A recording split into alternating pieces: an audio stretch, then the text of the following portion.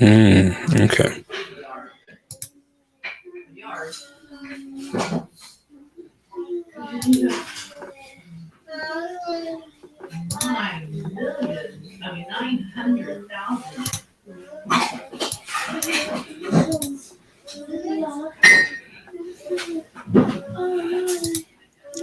Okay. Let me see what this sound like. You're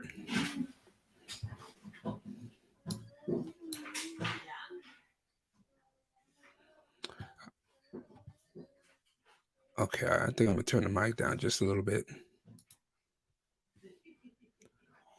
What's up, Will? What's up, Trey? Savalas? Marcus? Will? Cornelius? Daniel? Lamont? You're what's popping, y'all? You know what? Okay, I can't hear. I can't hear you now. Oh, he left out. Ah, dang, he gone.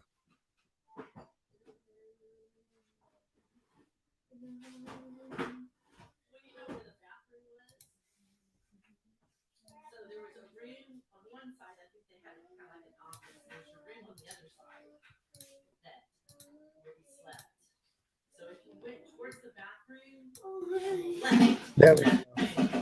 Okay, all right, we got you now. We got you now. We good Yeah. now. Yes, sir. We good now. Can you hear me good? We good? Yeah, nah, you perfect. Everything good now. All copacetic. Okay, all right, cool.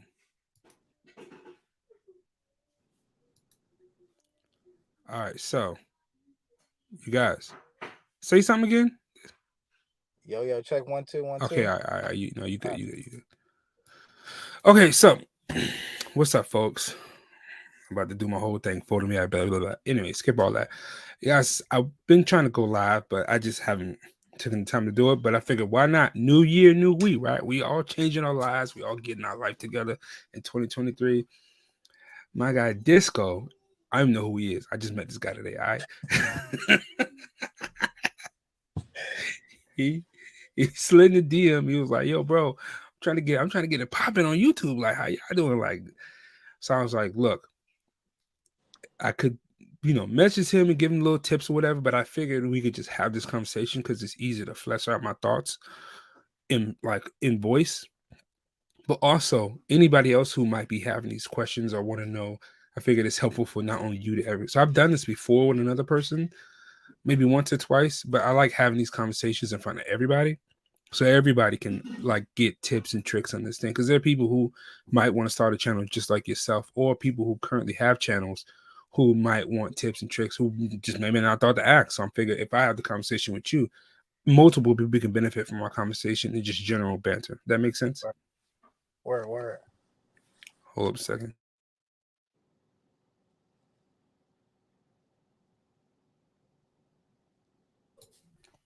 Okay, anyways. Um, so what's poppin'? What's good? How you doing? I'm doing good, great, man.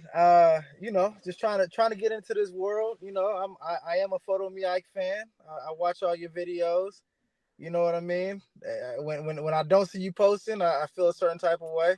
So, I Hey, want well, to look, keep. it is what it is. All right. You look, if you want to start a YouTube, you're gonna see what it's like.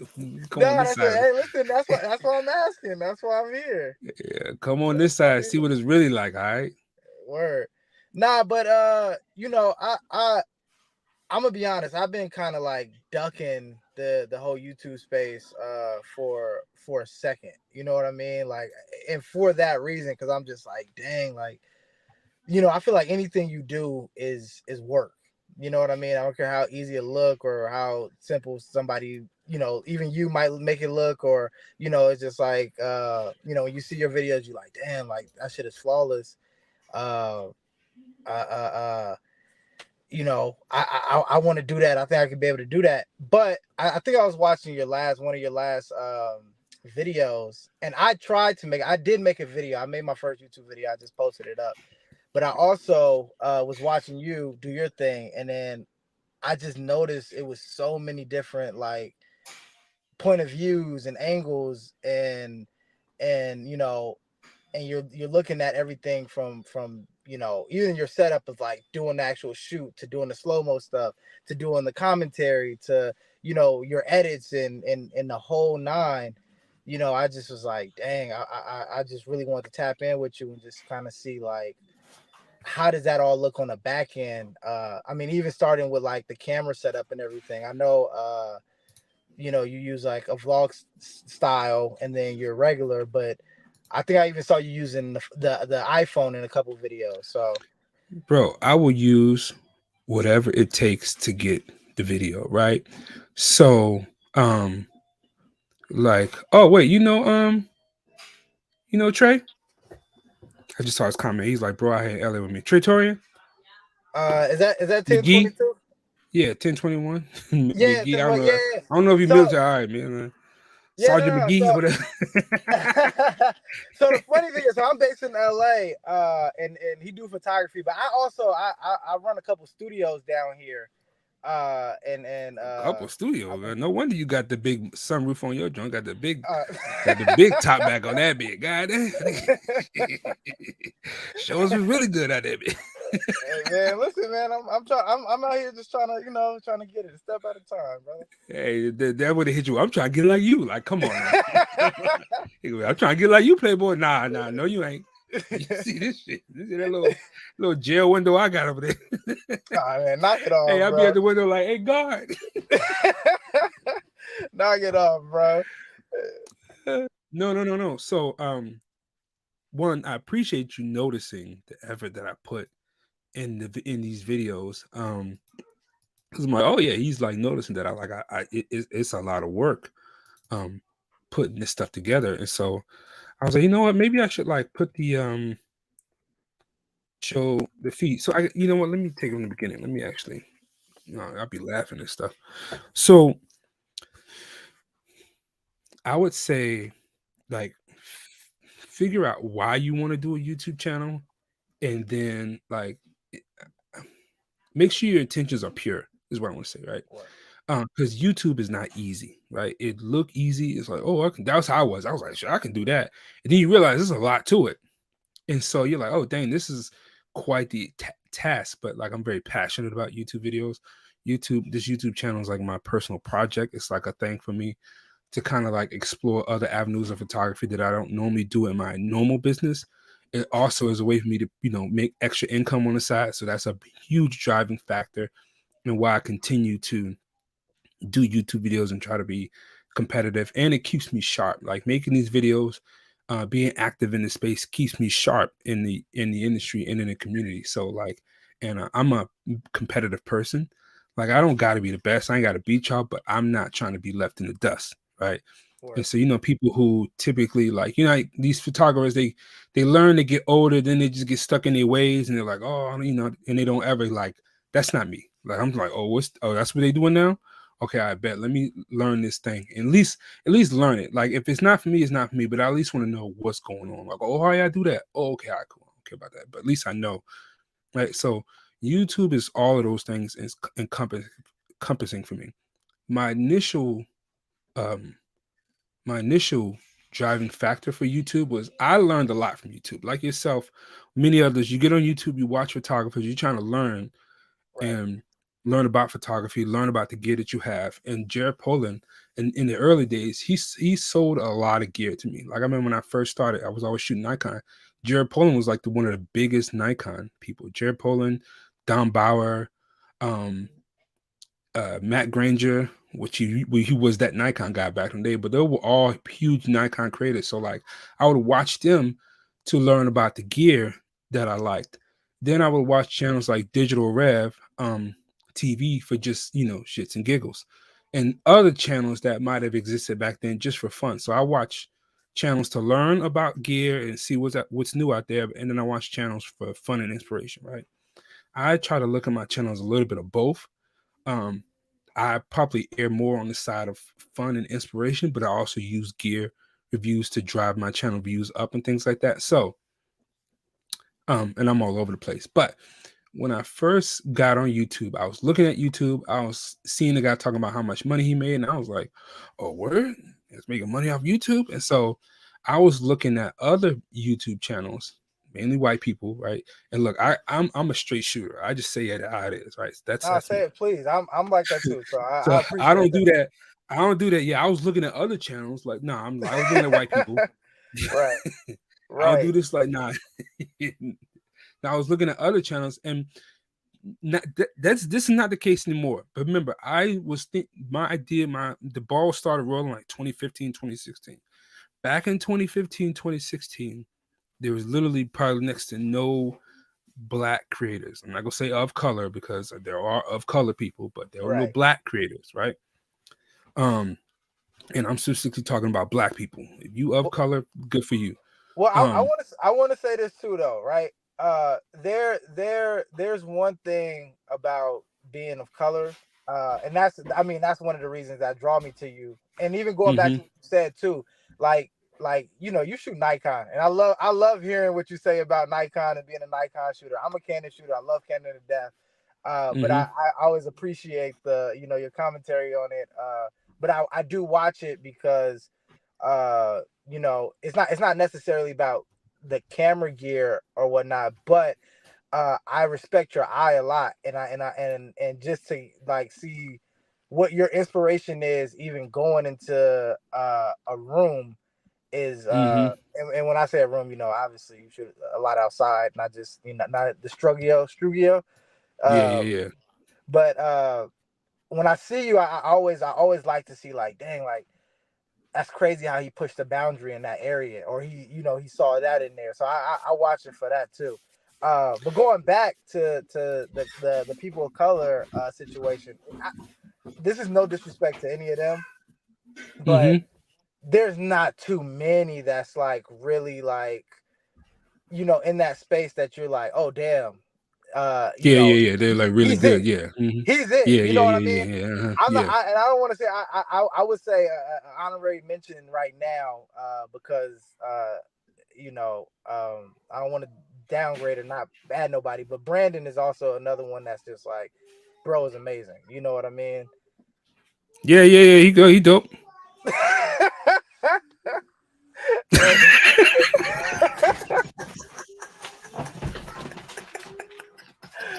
yeah,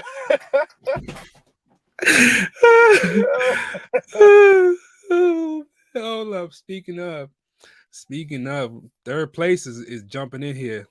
Speaking of Brandon, Yo, hey, what's going oh, on? what's up, T? Um, I wanted to invite T because T is also a creator. He makes YouTube channels. I figured he could add some input because he's closer to you than I am, right? Um, he's at 10,000. You're about to hit 10, right? He's about to hit 10,000 Yeah. subscribers. You started your channel. Well, he started his channel a long time ago, but he started taking it serious on the photography side like a few years ago. So T-Mid is much closer to where you are going to be than I am at this point. I started my channel in 2016.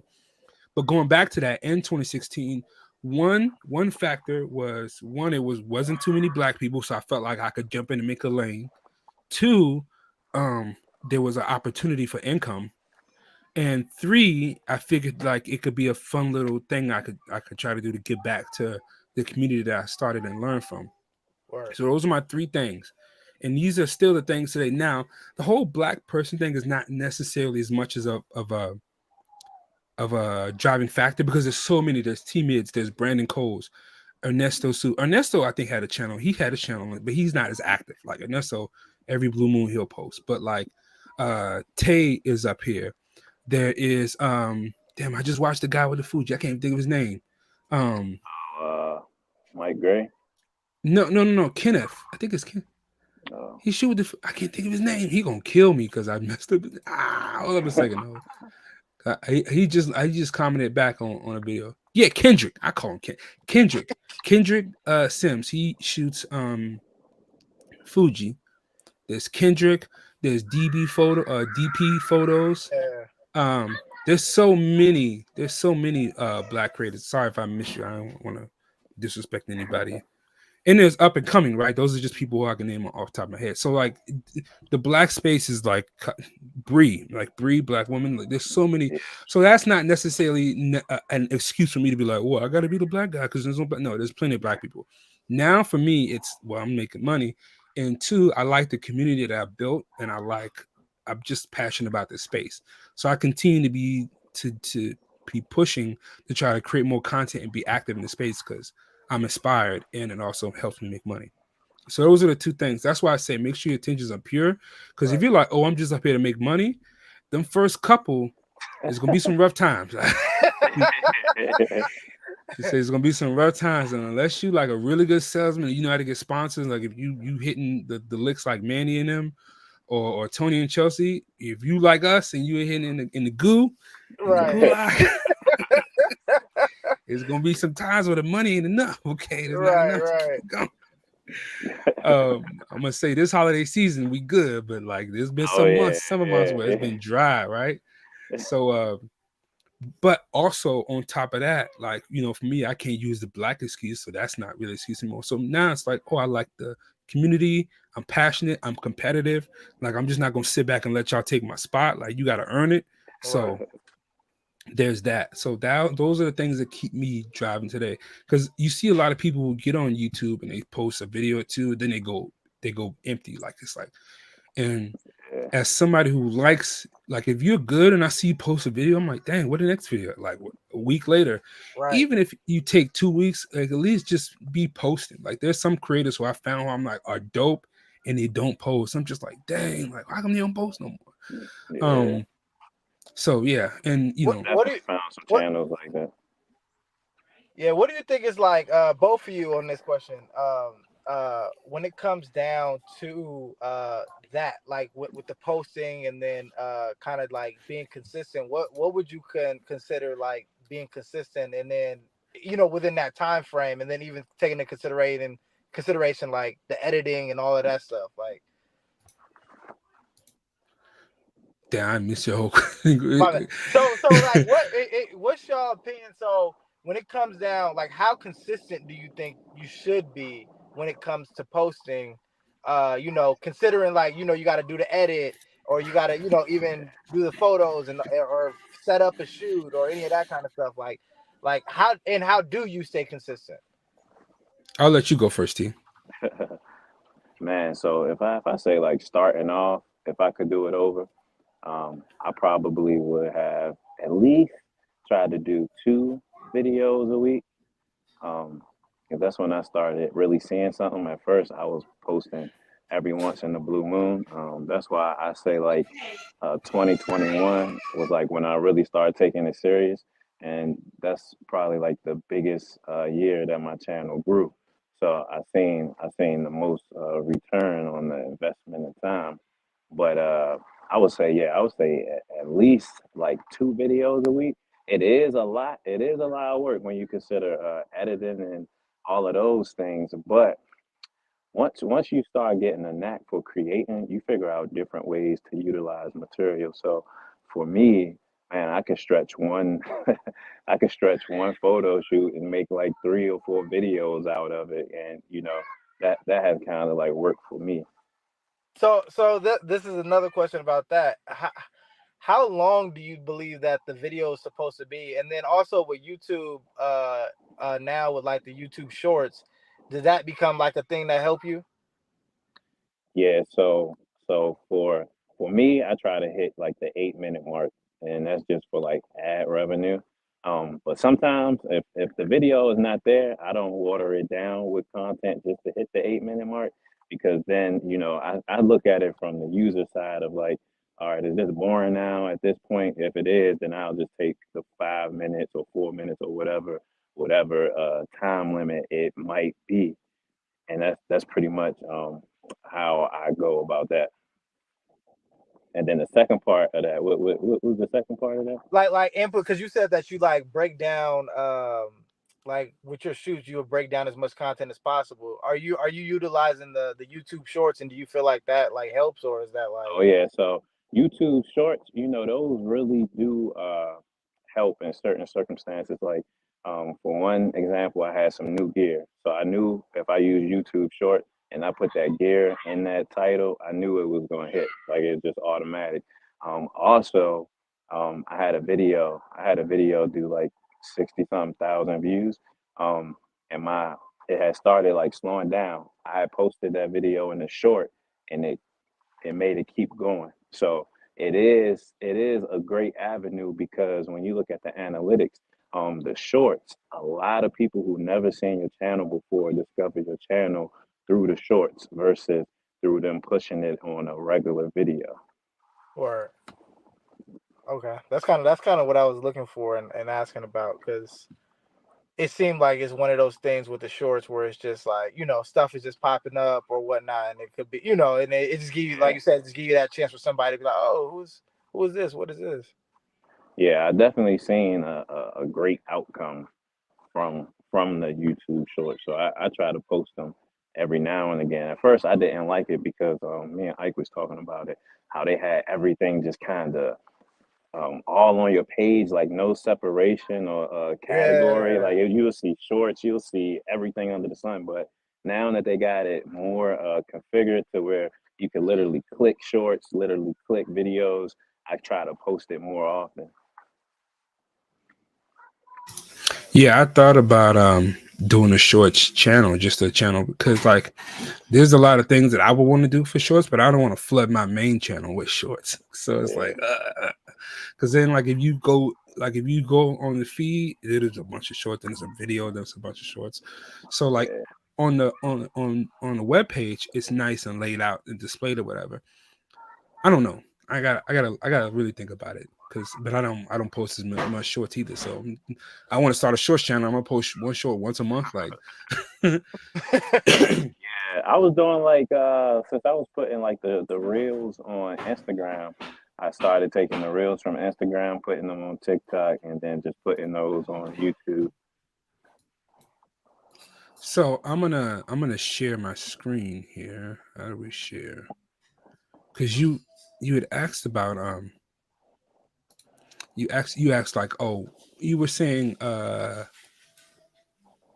I'm like trying to figure out how to use this app, this program. You Yeah, I'm asked trying to. about yeah, this is it. Y'all see it? oh Oh yeah. yeah, yeah, I can see. So you asked about like how long does it take to make a video or whatever. Once a week at best. That's at best for me. Now you see all of this. Yeah, Mm-hmm. This all takes time to do, right? To line all of this stuff up to make it look like this. This is all thought out. So like my videos, I really like to put a lot into my videos and like to add little personal touches and spices Right. to my videos. And so like it takes a little bit longer for me because one, I gotta edit the images. So like I typically, like my man teammate, I do shoot JPEG and RAW, but yeah, I typically like to show edited or at least like color graded photos in my phone. So that takes time right there because I do shoot. Then I gotta edit the pictures, right? Then once the pictures are edited, then I gotta go in and put them in here and then line up the shooting. And I try to tell a story with my video. So even though like I shoot on a tripod and like it's basically still frames, I try to do whatever I can to turn the videos into a story. And so like yeah, back in the day I used to do a lot of times I'll do like to stand in front of the camera and say, "What's up, guys?" But sometimes I'll do like little intros like this where I'm like vlog style introing the camera. Then I'll go into like the video and then I'm like, all right, how can I make this make sense? Where was this picture taken at? How can I put this in and then show like the before and after? Do I show like the JPEG, then the after, then the edit? Because then I retouch some images as well. Then yeah, it's let me pick out the right music that's gonna work, and so that takes time. So um yeah, basically saying, and now I've gotten videos like I've done a shoot on. Let's say I do a shoot today. I've had videos up by like the Wednesday, right? So like, oh, that's one beat in a week. Now it's like, well, do the next one. Well, I gotta do another shoot, and so Right. it's hard. Like putting all this work in, and even getting doing the shoot on Sunday and having a video by Wednesday is a lot for me. That is like I'm sitting in here all day long. I'm not paying attention to the house. I'm not paying attention to the kids. Like I'm just in here. I'm not editing the weddings from the clients that I'm supposed to be editing, which is another factor, right? Like you know, as a entrepreneur, as somebody who does this photography full time, like you work way more than if you just have a job. Like before I started photography, I worked at Comcast, right? I used to do retention. And like I remember I would work 4 10s. So I just worked 4 10-hour shifts. Like once you get off, you're done. Like so I got Yeah. 3 days, I'm off, I ain't gotta do nothing. I don't owe nobody no files. But like when you do photography full time, it's always something to do. It's always something to do. Either you're doing it or not, but it's always something you could be doing, right? To either advance your business or get your clients a better thing. So anytime I'm working on a video, I'm not spending time on my actual job, right? So you got to keep that in mind. But yeah, like I put a lot of effort into my, like all of this that you see here is it's not no simple like, oh, I'm just gonna put a track, post a picture, and Yeah. then go next. Like I'm this down. is Yeah. very thought out. Like you see this missing right here. It's 3 layers. There's this layer, there's that layer. Then I'm like, oh, let me add the live stream in. Yeah. But when I told you I'm competitive, that's what I'm trying to do to compete, right? So that Right. is me trying to, like, this is is this no, this is the Tulum shoot. And so you can see like this is way more simpler, right? Just one thing. So Yeah. this is going to be a much more simpler video. And so I have like my Atomos that added, but this is going to be a much simpler situation here. So not going to be as complicated as the other one. And that's kind of how it is. Some videos are a little bit more Marvel Cinematic Universe, and some videos are just talking head, like just basic, like, but you know, like I said, I try to do what I can when I can to make my videos more interesting. So if that involves me bringing a GoPro and putting a GoPro in the corner to add that different angle, attaching my Atomos to record my EVF, or just having multiple camera angles, like I had brought the extra camera just for that, then it is what it is. But don't like I said, jeez, and see my kid yelling in the background. See, this is why I can't get no 2 videos up, because I gotta deal with that. I'm about to go mute. So I got a question about this, right? If when you do go out to do a video, is there like what is your like comfortable setup? I know you're about getting it done however you need to, but what's like your comfortable setup in terms of like the cameras? Like you like, oh, I need my GoPro, I need this camera, and then I know you record off the Atomos. Is it like those 3, or like, you know, like what's your like main setup in that? If you want to give that away too, I don't know if you know what I mean. He's like everything for free. For me, You I act. pretty much Oh, have you asked T-Man. All right, go ahead. Sorry, my bad. Go ahead, T-Man. I pretty much have two cameras that I bring, just to try to get some dynamic footage. But for the most part, the photo shoot, it's pretty simple. Unless I know I got like a banger, then I know that I'm gonna try to put a little bit more into it. What I get really meticulous with, like some of Ice stuff, is more so like in my vlog photo shoot stuff. So I travel to like different cities and I make a whole vlog out of the situation. And for that, like I have a whole totally different setup.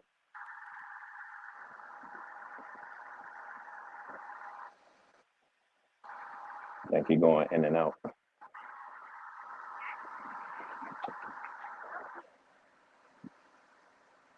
I better say, did we lose him?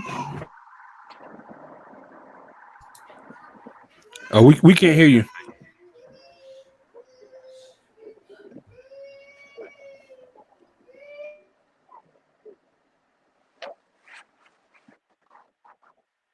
Oh yeah, you probably got Your thing is on mute. Your mic is on mute. We gotta unmute you. Uh-oh. I guess my service died. Say something, Disco. Oh, you just muted yourself again.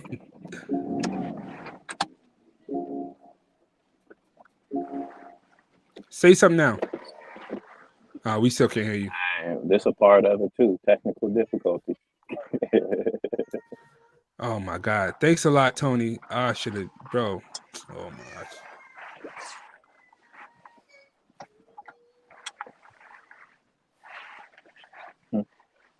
Dang it, Tony. What you want some music? Tony. Jeez, all right. Uh-oh. We can't. You might have to go out. You might have to go out and come back in, Disco. Yeah, I can't even see the chat. Oh, Tony giving it up. All right. You know what? It's bittersweet, right? Because I'm not doing, because I don't want to do super chats no more. I don't want to do super chats no more. So Tony just did the, and I'm like, oh, I wish I could give him his money back right now. I wish I could give you your money back, Tony. Like, I swear to God, I appreciate it. I don't want to seem like unappreciative of your donations, but there is a reason why I want to stop doing super chats. And I did this on StreamYard, so I didn't do the back end. You know how you can cut it on and off? You hear me, T? Yeah. Oh, yeah. I think I'm back. Oh yeah, you back. All right, cool. But I'm gonna get into that later, Tony. But everybody hold your donations. Don't donate no more. I'm coming. We're stopping that. Yeah, I gotta. We're not doing that. Oh, okay. So, but as you were saying, I talked about. I wanted to finish point. I talked about putting the video once a week, right? That's at best for me. That's a stretch for me right now. Like I gotta be on it. And again, when I started my YouTube channel, I had one kid. Now I got 3, and they littles, right? It's like my youngest will turn 2. My next is turning 4, right? So when they get a little bit older, I'll probably be able to pop in and out and not pay as much attention to them. But I got to put more effort into changing diapers and feeding kids, and so it's way more involved with the kids when it was when I first started. Because I think I had my second kid in 2019. Was it 2019? Yes, second kid was 2019, and the third one was 2021. Yeah, because it's about to be 20. Yeah, so like the first 3 years it was just one kid, and that's why I was rocking. Those first 3 years I was rocking on YouTube once a week. I was in it, all kinds of stuff. And then the second kid, in the early years it was easy, but now it's starting to take its toll, and we're just so much involved in a bunch of different things. Right. But so there's that, right? So, but I would say,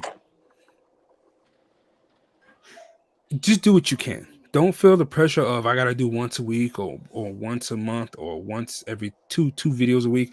I would say do what you can. Just trying to find a consistent pattern. If it's once a month, then it's once a month. But just make sure it's a great video that once a month. Like don't do once a month and then you do a basic video. You're not gonna grow. There's this guy who I follow. His name is Ian Hippolyte or something like that. He's another black photographer on the space. He doesn't post very often. He probably posts like once every 2-3 weeks, maybe once a month. But when he do post, it's fire. Like his videos be fire. Have you heard of him? Nah, I'm gonna look him up though. Okay, yeah. EIAN and then Hippolyte or something like that. Hippo something. Just put an E in Hippo and finish it out. But he's dope. Like he posts once every 3 or 4 weeks, but the post be legit. It's good. So you're like, all right, well.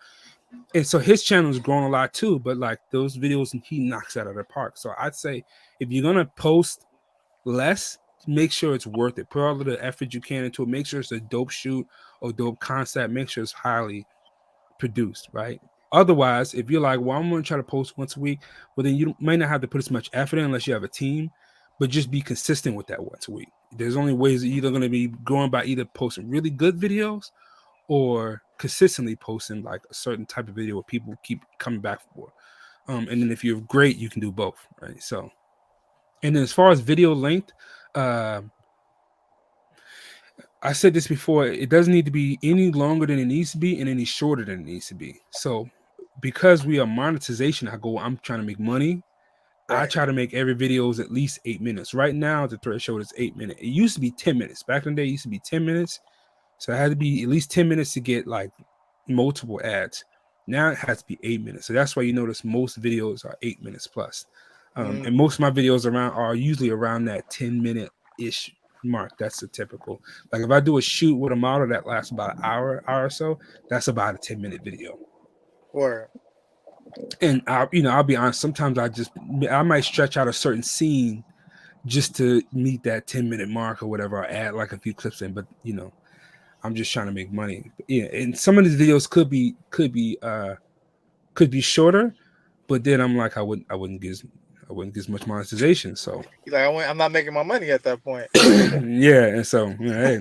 And I personally I like longer videos that are good. Right? If you putting in boring stuff and it's just like pointless, then that's one thing. But I don't put in pointless stuff in my shoots. I might put in a clip that shows more behind the scenes of the setup. Right. Whereas like if I'm trying to shorten it, I just might show it a smaller portion of the setup.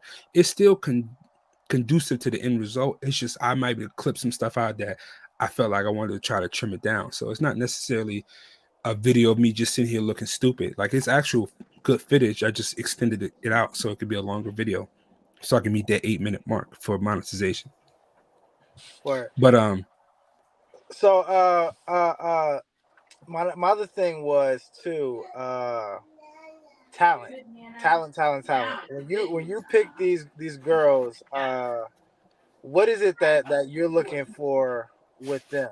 Because I mean, if they not thick, we not gonna click.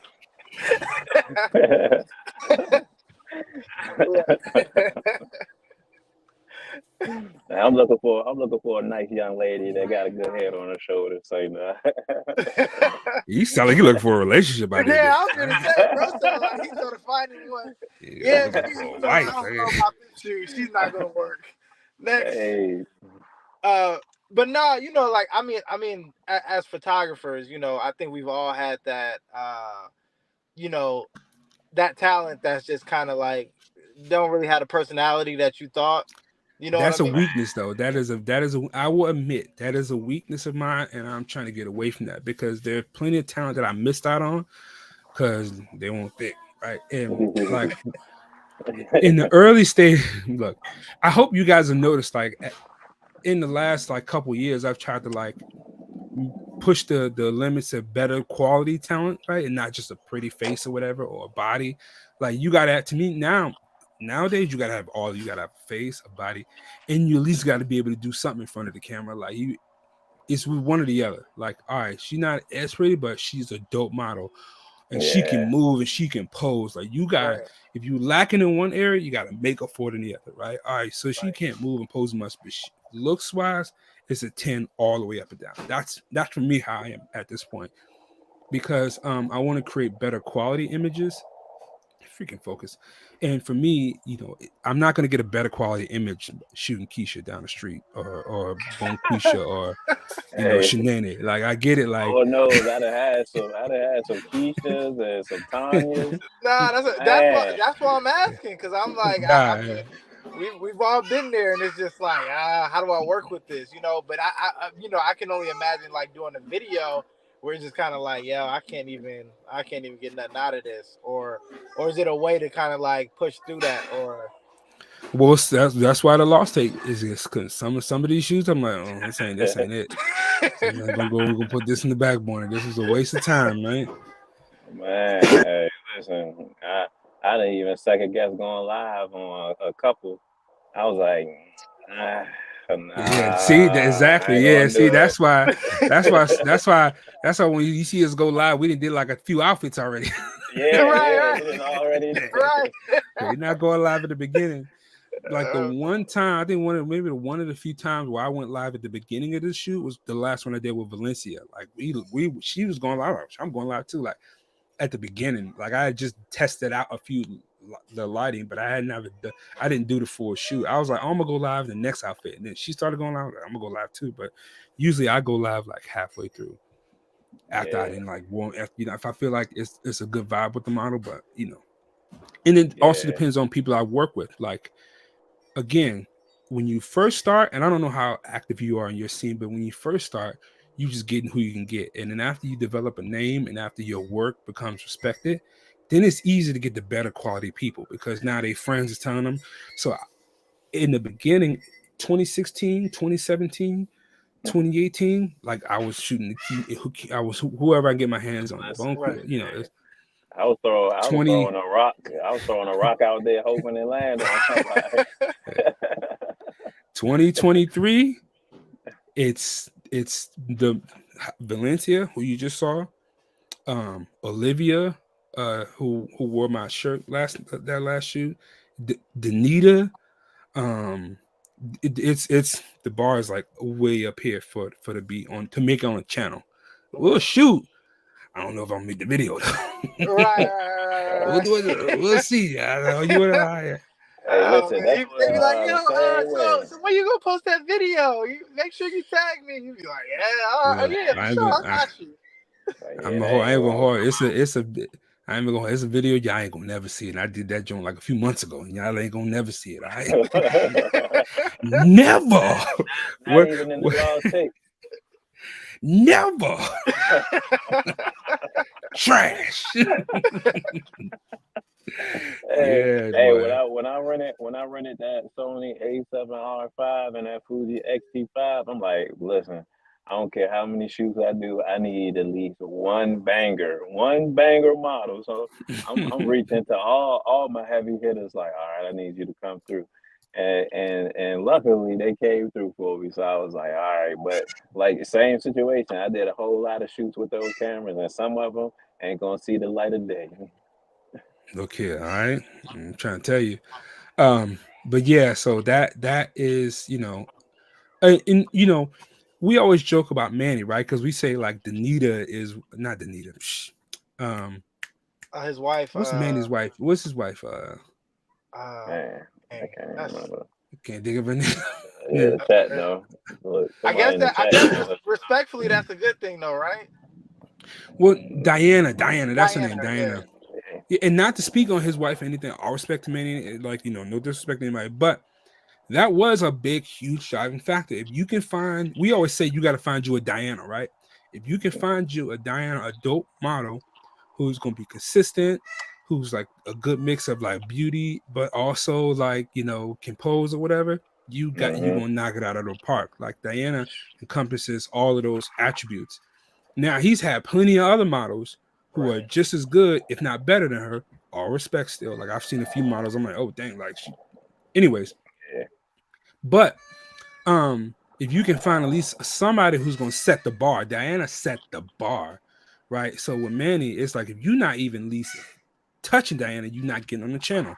And that was cool for him. Whereas like us, we had to start off with people who are a little bit lower, who might like, I don't know, his models is kind of like whereas now Hey.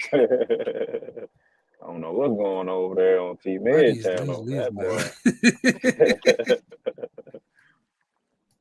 But yeah, like I was saying, so if you can find like a really dope model who you can get consistently, start with them and just up there. Yeah, and with that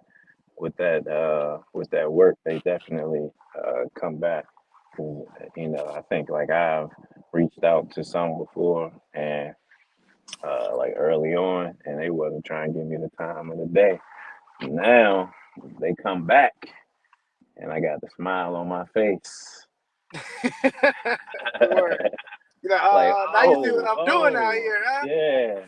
Oh, you want me? Oh, but back then, look, go to this one girl, man. I think it was like 2019. I sent her a message in 2019. She never answered it. 2021 was it 20? Actually, it was 2022. The beginning of 2022, and she hit me up in the DM. And then she seen that I had messaged her 21. in Can you do something 2019. for me? So she's like, It's "Oh my God, 2021. I never knew you messaged me in 2019. I'm so They be, sorry." bro. I'm They like, you definitely seen be that seeing. text? They be definitely seeing them DMs, boy. Yeah, they be seeing them. Now, I ain't gonna lie, my woo. See, when I started my channel, like I wasn't a photographer. Like my channel started on vlogging, so that's why my channel is like going back towards like that avenue. So I just picked up my camera and just started making videos. Now I was taking a lot of heat in the comments for that because people was going down my neck in like 2020. Man, I was getting beat up in the comments. Wait. What? I'm happy you brought that up. Why is that? Is it like is YouTube? Because that was also one of the things that I was trying to figure out. Right? Could it be? Could the channel be a boxed in thing where people who do follow you, they only come for one reason, and if you don't satisfy that, it can be Oh detrimental? yeah, yeah. That's for sure. Like I've seen some channels where it's like they get a certain community and like they could put out a video like on gear and it'll do numbers. If they try to do a photo shoot video, it will flop. And so for me personally, like that's why I do the vlogs, I do the photo shoots, I do the gear, and I'm kind of like well rounded. And I've been like good enough to where like my stuff will still do good because I'm kind of like everywhere when it comes to that. So if that was any advice, I would definitely say if you don't want to stay in that lane like that, you definitely want to put out some variety. And if you know like you have a niche, put out some variety with your niche. So like my vlog stuff, I like to do my travel videos, but I also put in photography stuff in the traveling. So it Right. still kind of hits home to the people that's really there for the photography. I like that. That's actually super dope. Yeah, I would say the same thing. Like Bryce brought up a great point. That lightweight happened to Keegan when he started doing car. Yeah, as much as it sucks, you have to. YouTube wants to put you in a box, and as people, we put each other in boxes. I am a photography channel, right? I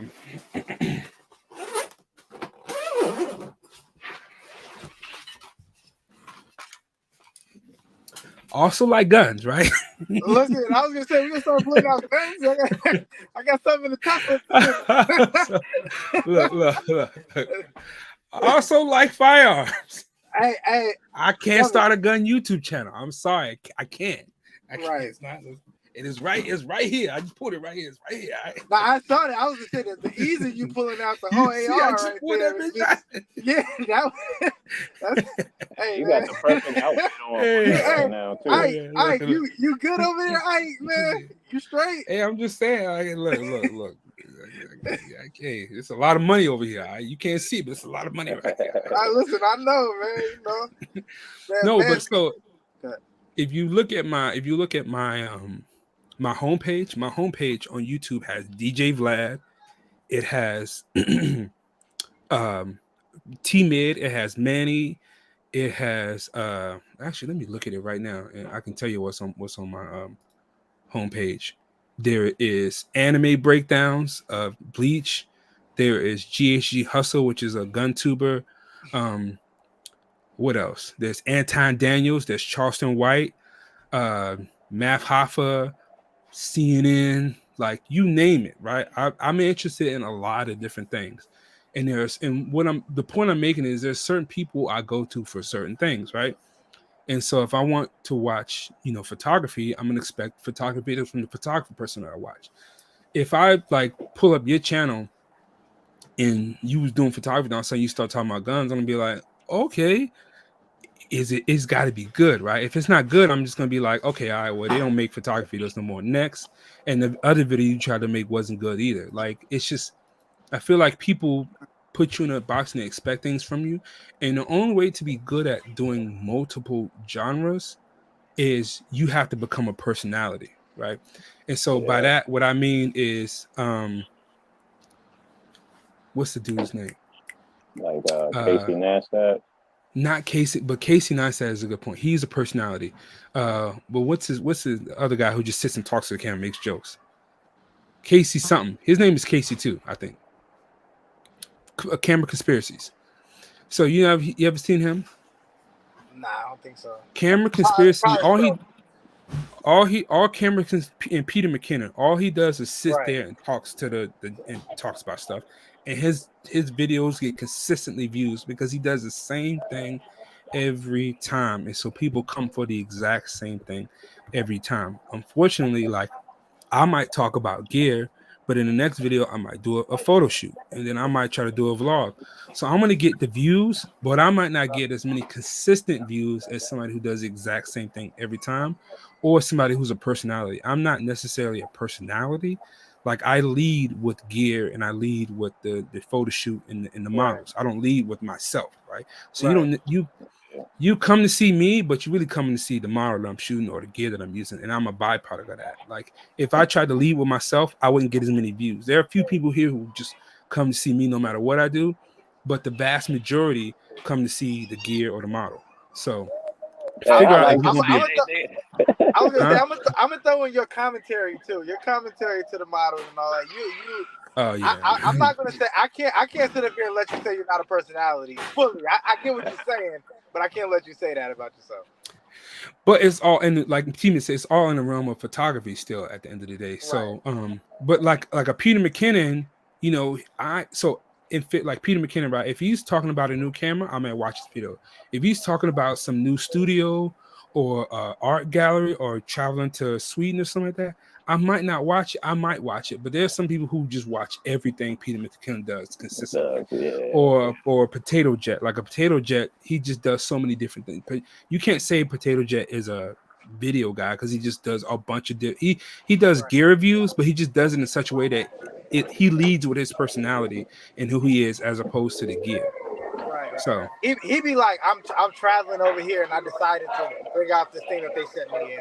Yeah, exactly. And they're just really, he's just really good at storytelling and making himself the star of the show in every video, as opposed to the gear being the star of the show. Like, for example, I'm thinking about renting the Sony A7R5 for the next shoot that I'm going to do in a few weeks, just to kind of get the algorithm going on the gear front for me, because I'm trying to get more views and trying to get more clicks, right? I could do another shoot with my Z9 because it's perfectly a fine camera, but I'm like, what'll get people watching is if I do a shoot with the A7R5 and do my thing, but with the R5, so I can get the Sony viewers to click in, and people who gonna watch me anyway. And so I'm trying to get new people as well as satisfy my current folks.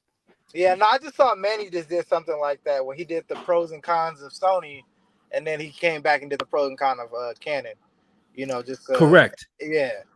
Manny very much leads with gear. Like his videos all involve mainly gear, like because gear is what gets the algorithm going. And so in our niche, in the photography niche, in our world, not in the vlogger sphere or whatever else, in the photography world, it's either gear or BTS shoots. Those are the only two things that are going to help you grow.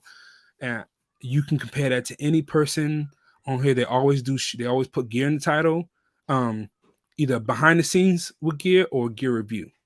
It's one or the other. Look at any channel that's like a really high channel, and even the channels that are high, look at the videos that get the most views.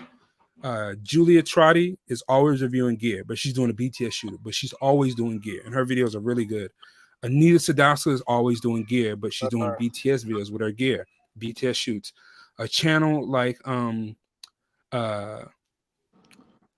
who else? Who does gear and mainly focus on it? I'm trying to think of a channel that does gear, mainly focus on the gear. Kai and like Digital Rev Kai, he does mainly gear reviews, and so his channel, his videos mainly, and that'd be frustrating, right? Because some people who only do gear, they don't put a video out unless it's about gear. And I'd be trying to do like teammate, I'd be trying to do a little bit like, oh, I'm going to Tulum, let me try to do a shoot. I ain't got no gear, but let me just do a shoot so I can like show what's going on out here, or let me go live or something like that. So exactly, and I think like that perspective, like some people appreciate that because it's like something different, you know. You might get a different atmosphere. Yeah, I like that. I respect it. I love the Tulum stuff. Like the Tulum stuff to me was like, oh damn, he hit his bag. Like, because you're given, it is like that vlog style. You're out, you know what I mean, and it kind of, as a creator myself, it made me want to be like, damn, I want to go to Tulum and find some, chick out there, do this. You know what I mean? It motivates you like that. So that day, the day I did the shoot, I met the girl at the lagoon. That's like legit. I had already planned the shoot with another model later that day. So Maria, who I shot with when I went live with, that was the same day as the shoot that I met that guy. It was the exact same day, a few hours later. Shit, really? Yeah, and so I had planned because I was like, we're going to Tulum. I want to be able to do some shoots in Tulum and create some content. That's like, I'm like, yo, it's YouTube. I got to create. If I was a regular guy, I'd be in Tulum vacation and, you know, sipping margaritas. But I'm like, I'm a YouTube creator. We got to get this work, right? So I bought flashes. You saw, I bought like an off-camera flash. I bought all that stuff because I'm like, I'm trying to create content in Tulum, right? For the channel, for the algorithm, for just competitive sakes. I had, you know, set up the shoot with a girl, and then Tasha was like, oh, let's go to the, and I'm like, all right, we got to be done by this time because I got to shoot, right? So we go to the lagoon, and I like see the girl. I'm like, yo, and I brought all my gear with me. Like, I had everything in the bag. He just knew it. Well, so because my wife's an influencer as well, and so like I just had everything in case she wanted pictures, in case whatever, and I had the GoPro, I had. It's crazy, right? I had a Z9, I had everything. This wild kind of had everything. It is kind of wild. Like I had a GoPro, a mini tripod, the Z30, everything, the off-camera lenses.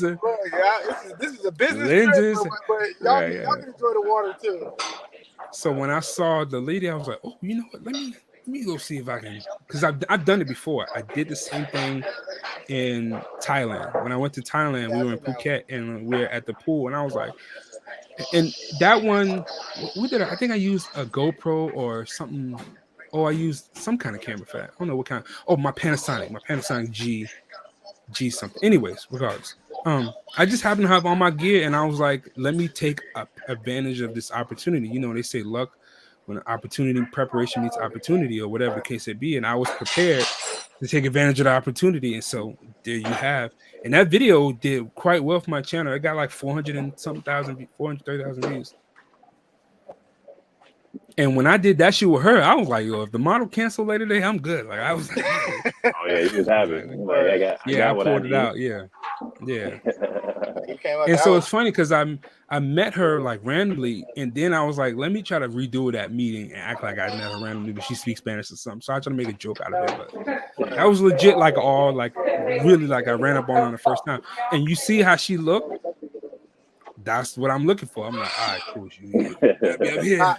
I said that is a bold man right there to be in the joint with his wife and the kid, and to be like, yo, go to mom. Look here, this is another thing I need to put out there. Y'all better start acting like y'all the man out here, okay? Tell me something. So many people are like, how could you do? I'm like, yeah, I'm a photographer. This is what I do. Like, how does it look crazy for me asking somebody to take? How does it look crazy for a photographer to ask to take pictures of somebody, right? Think about that. A photographer going up to a stranger asking to take their pictures. Does that really sound that wild? It doesn't. In retrospect. So that's and to back it up. Exactly. So people are like, how your wife let you do that? I'm like, I'm a photographer. This is what I do. Like, imagine her saying, nah, you can't take pictures. Like, what you mean I can't? It's a whole nother discussion. So you know what though? I would say this too. I think even with us as photographers overall, I think just like making a YouTube video, intention is a big part of why we do what we do. You know what I mean? Like we do got a responsibility out here when we are approaching women or DMs and all of that stuff. So yeah, exactly. So I think a lot of people come from the standpoint of like, oh, you approaching these women to do shoots, to do something else. No, I just want to do a shoot. Like, so you're whatever everything.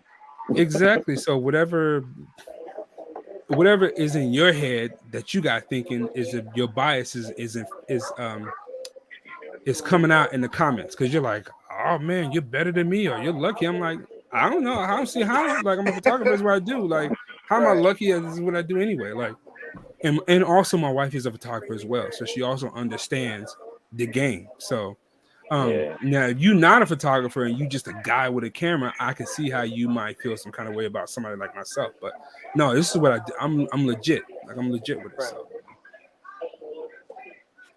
Yeah, that's the same way. I feel like it's even more so like a a green card being a photographer to really approach anybody, you know, Exactly. anybody. It's Exactly. like just another level of comfortability because I'm like, I'm a photographer. I'm gonna walk up to Yeah. the baddest of the baddest, and hey, I'm a legit photographer.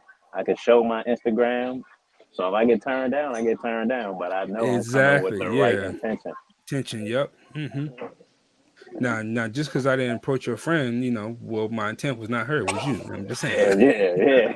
Man, like, look, we gotta qualify these intentions, but hey, Yeah.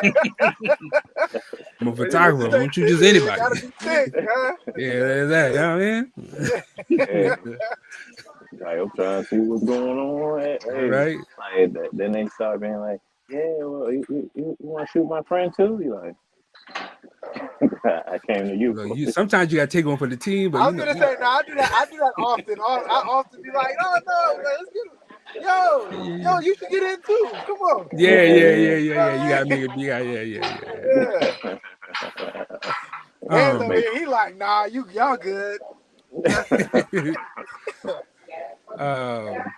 But yeah, no, that part. But yeah, back to the whole model thing. Like, just find somebody. And I know, going back, because I know people are watching this, I know that you got to start somewhere. So some of y'all got to kind of crawl before you walk, right? So if you got to start with a friend or a cousin or somebody who can get your thing moving, get your portfolio up, work your way up to the higher level models. But if you have somebody that you can reach out to immediately, start there and then stay up there, and then just try to have topics and stories that you want to tell, and that all goes into helping your intentions, right? So my intentions, also part of my mantra, is Nikon. You see, I shoot with all of the brands. I've shot with Sony, I've shot with Canon, I shoot with them all, right? But home base is Nikon, and I don't see too many people that are really good that shoot with Nikon, that big up Nikon like that. So I try to make it my intention to show love to Nikon on YouTube, to help the general public or whatever see that Nikon is actually a great camera, or great pictures can be made, whatever that means, right? But also, because I want to get views and I want to also have my channel grow, I know that I'm not only gonna grow so much if I just only focus on Nikon. Whereas if I just make my channel available to all of the brands, then I can get all of the audiences from everybody else. Because there's some people who they only watch stuff for the camera that they use, right? If you don't shoot Sony, they don't watch your channel. If you don't shoot Canon, they don't watch your channel. And even when I do a shoot showing a Nikon camera, I try to make the art available to anybody. Like, you don't have to have a Z9 or a Z6 or a Z30 or whatever to enjoy the shoot, right? So I might be talking about the gear or talking about the lens or whatever like that, but the pictures are still the pictures. And so, like, if you're just trying to learn photography, if you're trying to be inspired, then you can use the exact same lighting setup and get the same pictures with your Sony or your Canon or your Panasonic or whatever the case may be. And which is why I am thinking about trying out a Z5. This is the only camera I would ever need for anything, right? For anything.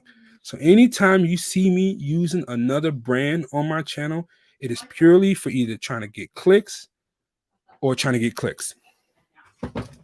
And that's it. That's good. That's good to know. I've noticed that too. Honestly, I started off with the Peter McKinnons of the world, and at first it was because he was big on Canon, and I was just like, you know what I mean? Okay, cool. Let's see him, work the Canon. And then when I got introduced to you, or even Manny, it's like I know Manny. I know he has some Canons now, but he's mainly Sony. He has all three of them, right? He has all three of them, and as a YouTube creator, I understand his reasoning for having all of the cameras. As a normal person, as a Nikon user, or just as a photographer in general, it can be kind of frustrating seeing somebody try this camera this day to compare it to that camera, to compare it to this camera, to compare it to that camera, and this week I'm using this camera, next week I'm just like, bro, like, why don't you just create art with pick something and create art with it? But it's like every week is a new camera. But that's the YouTube game, right? You got to understand, this is how YouTube, you got to use all of the brands, and because if you only stay with a certain brand, you're only it limits the abilities, the what you can create and how far you can create. There's some people out there who are great, but they only have what I'm saying. I'll say I don't know if he's a good example.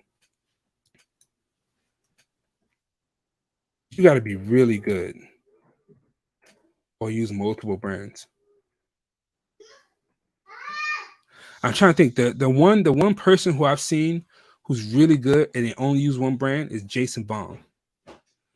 Jason Bong has 300. He has 300, almost 400,000 subscribers, and he's Sony. He's Sony all day, and he is somebody who focuses on the gear. He doesn't do behind the scenes shoots. He's just only Sony gear focused. But his videos are really good. They're really detailed. So like, if you're into Sony gear, he's one of the top people you want to look at.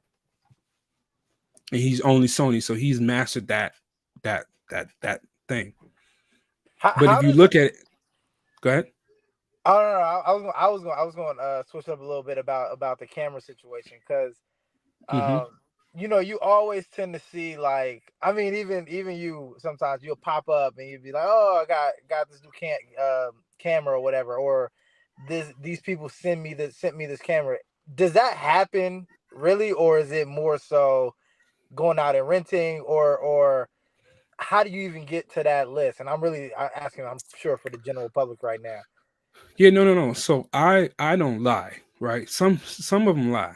Like some of them say, "Oh, so and so sent me it." No, you rented it, right? I'm not gonna say no names, but they sent you a camera, but they come in a lens rental box. Okay, but Sure. not gonna say who. Anyways, but no, like I don't lie. So if I say a company sent me, they really did send me. Nikon sent me the Z30. They sent me the Z5. Those are the only cameras they ever sent me. Any other camera that I've used on my channel, I went out and spent my own money, rented, or I borrowed from a friend. And I'm careful. Like if you ever pay attention, I will never say that so and so sent me something that they didn't send me. Now, I don't know how you get on those lists. I guess you either have to be making a lot of noise, and these companies like see you and want to and like be a part of your audience and get your audience, so they like will send you because they like what you're doing, or you're somebody who is good at parlaying and going to these events and things like that and introducing yourself. That's why I say it's important to go to these conferences and events, because a lot of these big manufacturers be there, and that's how you run into people who know people. So for example, the connection that I made with Westcott, and I'll talk about this before. Right. Westcott, they sent me the FJ30.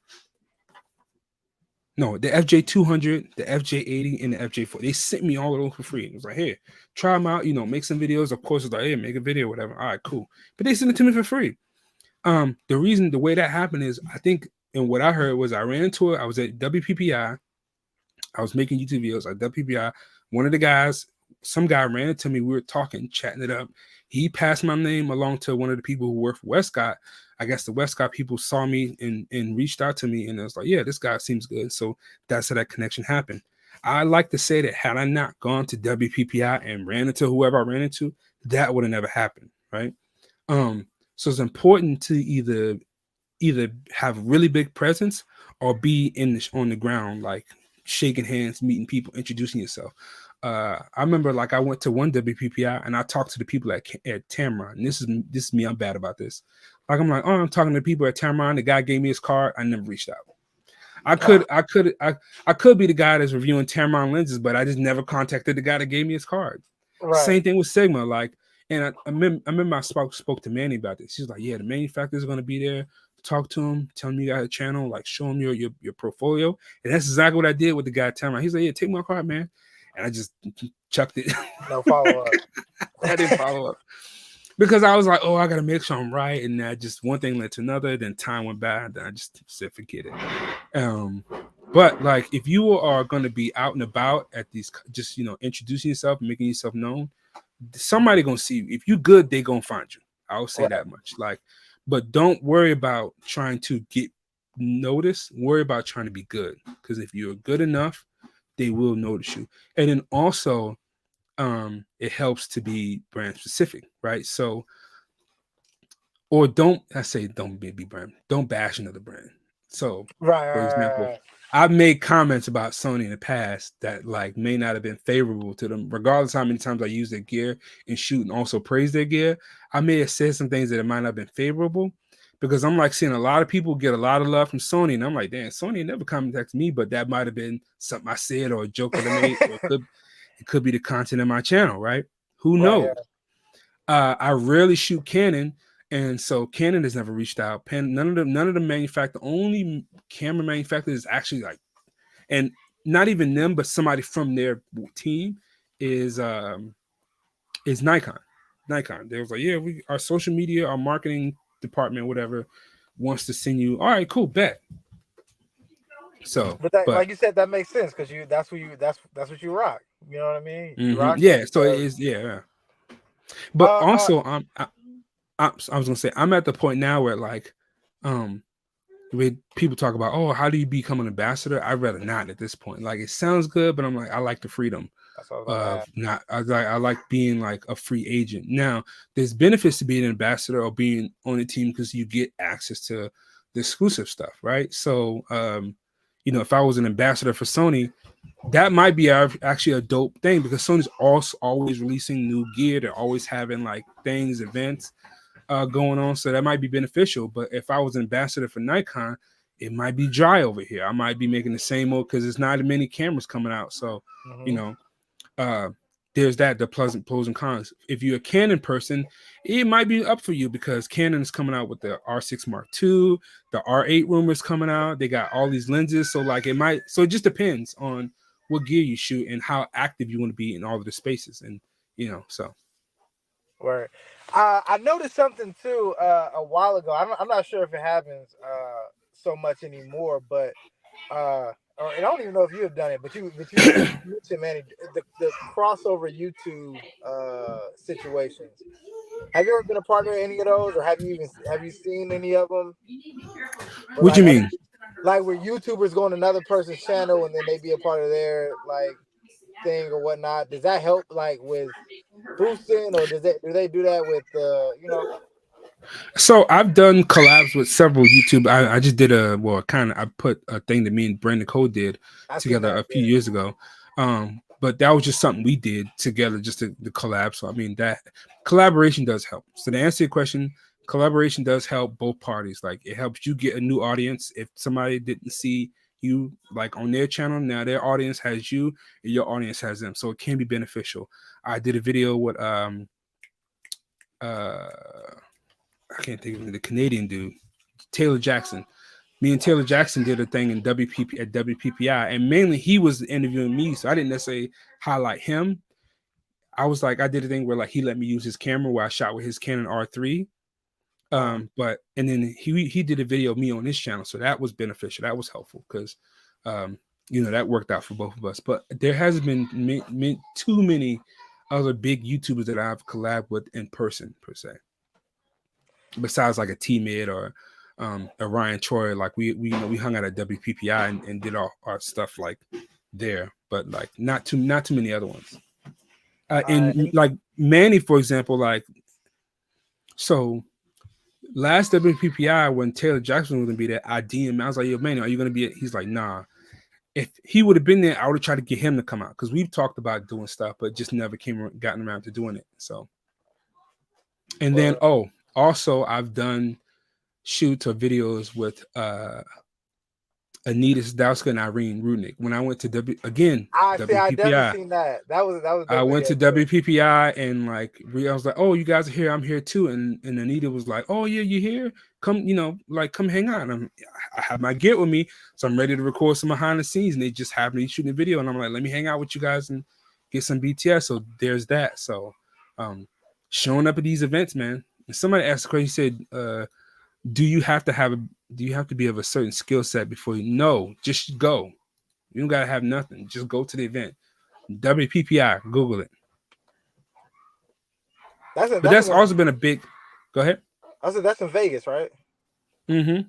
Yeah. And that's also been a big part of my growth is just like again, me being competitive, me being in these spaces with all these people, me seeing what's out there, and trying to adjust and meeting people, just being in front of people. So,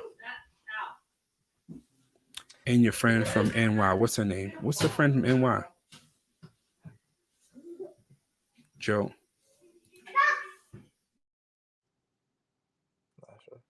And then my last thing is, if you could start your channel over again, like completely clean slate, and just be like, this is how I want to take it, this is where I want to go with it, how would that look? Okay. Oh, I see what you're talking about. You said if I could start over in a complete. Like if you could just start completely over, like if right now somebody said, and again, you don't lose no followers, you don't lose nothing, whatever the case may be, but you start your thing over completely clean, and go from there. Like what would that look like for you? Oh, that's a good question. I don't know if it would look any different than it looks now. To be honest with you, I don't necessarily have any regrets. Like I use every opportunity as an opportunity to kind of like evolve and adjust. Like every year or every new video is a chance for me to say, all right, how do I want to do this, and do I want to continue this? And I think for me, how I stay consistent is trying not to be something I'm not. Right. So in my videos, I hope like again, how I edit my videos is a big part of who I am as a person, what I like, what I'm into, and the stories I want to tell. And so the music choice, the camera angles, well, sometimes the camera angles, the cuts where I choose to edit a scene in and cut some here is all part of like me as a person, and my attitude and my my personality comes out in the videos, and hopefully that's noticed. Like if you look at a video that I watched, you can be like, oh, this is how this video flows. This is how Ike does his videos, right? Whereas like there's some people who videos you watch, like if you just close your eyes, or like if it wasn't a certain person, you could insert any person and it would be the same type of video. Right. I don't know like how to explain that, but like for example, and not to be funny or not to poke at anybody, but like maybe an Anita Sadowska or Irene, there's a certain flow in their videos that kind of feel similar. Like, does that make sense? Do you watch them? I do, and I know exactly okay, what you mean. I will now know 100% what you mean. Like it's just it's a real simple, laid back, smooth, like it's a and not the film, but it's a photographer shooting a model. Here's the before, here's the after, and going. Whereas like me, I'm like I might put in some B, and they both do B-roll too, but like I might play a song, and then I might edit to the song, in the BTS video or something like that, or like I might like put a cut in or a sound effect or something like that, to make my videos a little bit different, to be more to my attitude of how I shoot. No, 100%. I definitely agree with you on that, and your music selection is top notch. I'm not even gonna sit up here in front. I'll be like, I'm the first YouTuber with the best YouTube music on YouTube. All right, I'll be like, yo, where is he finding these songs at?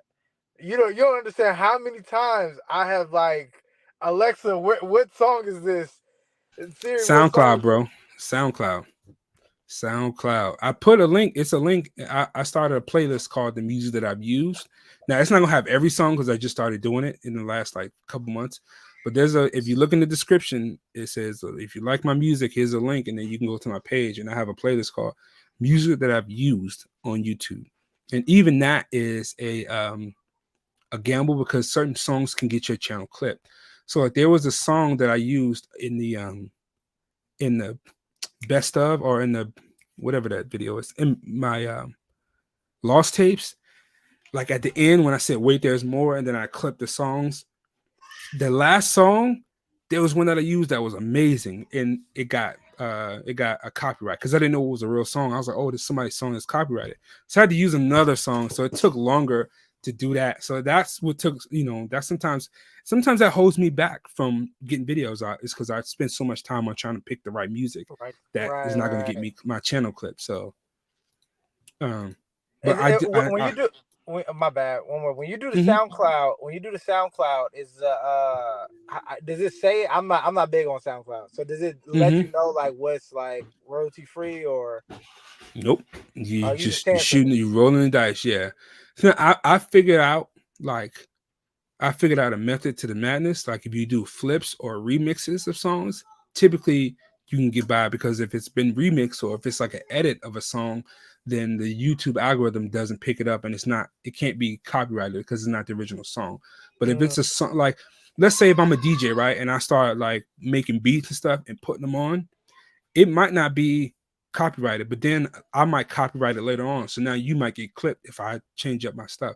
Because I've done that with certain songs where like it's not a real song and I use it for my video and it got copyright strike. So just because it's not a song like on a label like a Def Jam or something like that, it could be some independent person. It can still get copyright strike depending on. So that's where you roll on the dice at. Because some of these people who just make like beats, some of them go, some of them don't. J-Rob, I use J-Rob a lot in my stuff, and his stuff typically is free to use. I've never got clipped with J-Rob. There's another guy who I use, Lakey Inspired. Like at first it wasn't, but now it's starting to get clipped. I think either somebody's like claiming his music or something like that. So it's shake. SoundCloud has some of the best music, but it's not always guaranteed to be able to be played on your channel without any issues. Right. Whereas if you I also use Epidemic Sounds sometimes too. Like I use Epidemic Sounds. So those I'm safe. Like no matter what, I'm safe. I can use as much Epidemic, but it don't have the flavor that some of them other songs be having. Yeah. So it don't at all. So and sometimes sometimes you're like, oh, this sounds like one of them like Epidemic Sounds. And then when you hear like the flips and stuff, be like, oh, this one of them songs from SoundCloud. So, word. All right, brother. Well, but wait. Somebody asked a question that I want to respond to on here. I think it was RBJ. RBJ was like, how do you decide? Because this might be helpful. He said, how do you decide between the iPhone, the Sony, and the here it is. I seen that. I was real curious about that too. Yeah. How do you decide if you use a GoPro versus a Sony versus a cell phone? Now, this is the thing for me, and this is also what holds people up, is they want to have the best crispy 4K, high definition, 10-bit, N-Log, S-Log, whatever the case would be, 8K. For me, it's content first. So I'm more concerned with the content than the quality of the content is going to be. So if I have a chance to, if I'm out walking, right, and I got my Z9, because I've done this before, I got my Z9 and I got my iPhone in my pocket, and I just so happen to have a tripod. If I get a chance to shoot Jay-Z and Beyonce, and they're like, oh yeah, you can make a YouTube video, you bet your ass I'm gonna pull out this iPhone. It's gonna be a POV style video because this is content. I'm gonna use the best. I'm gonna use the best thing I have to make the quality content I can use. Right. So if it's the iPhone, it's the iPhone. If I have my GoPro, then I'm gonna use the GoPro instead. If I have the Z30 or an extra Z6, then it's gonna be the extra Z6. But there's qualifiers to that, right? If me trying to use the Z6 means I have to have a tripod and a mic setup, then I'm going to use the GoPro instead. If the GoPro has no battery or I don't have a memory card or I'm not going to be able to get enough, I'm going to use the iPhone. So I don't get caught up in, is everything got to be Z6 or Z9 N-Log? I will use the best quality that's going to make the most sense, right? And the most sense being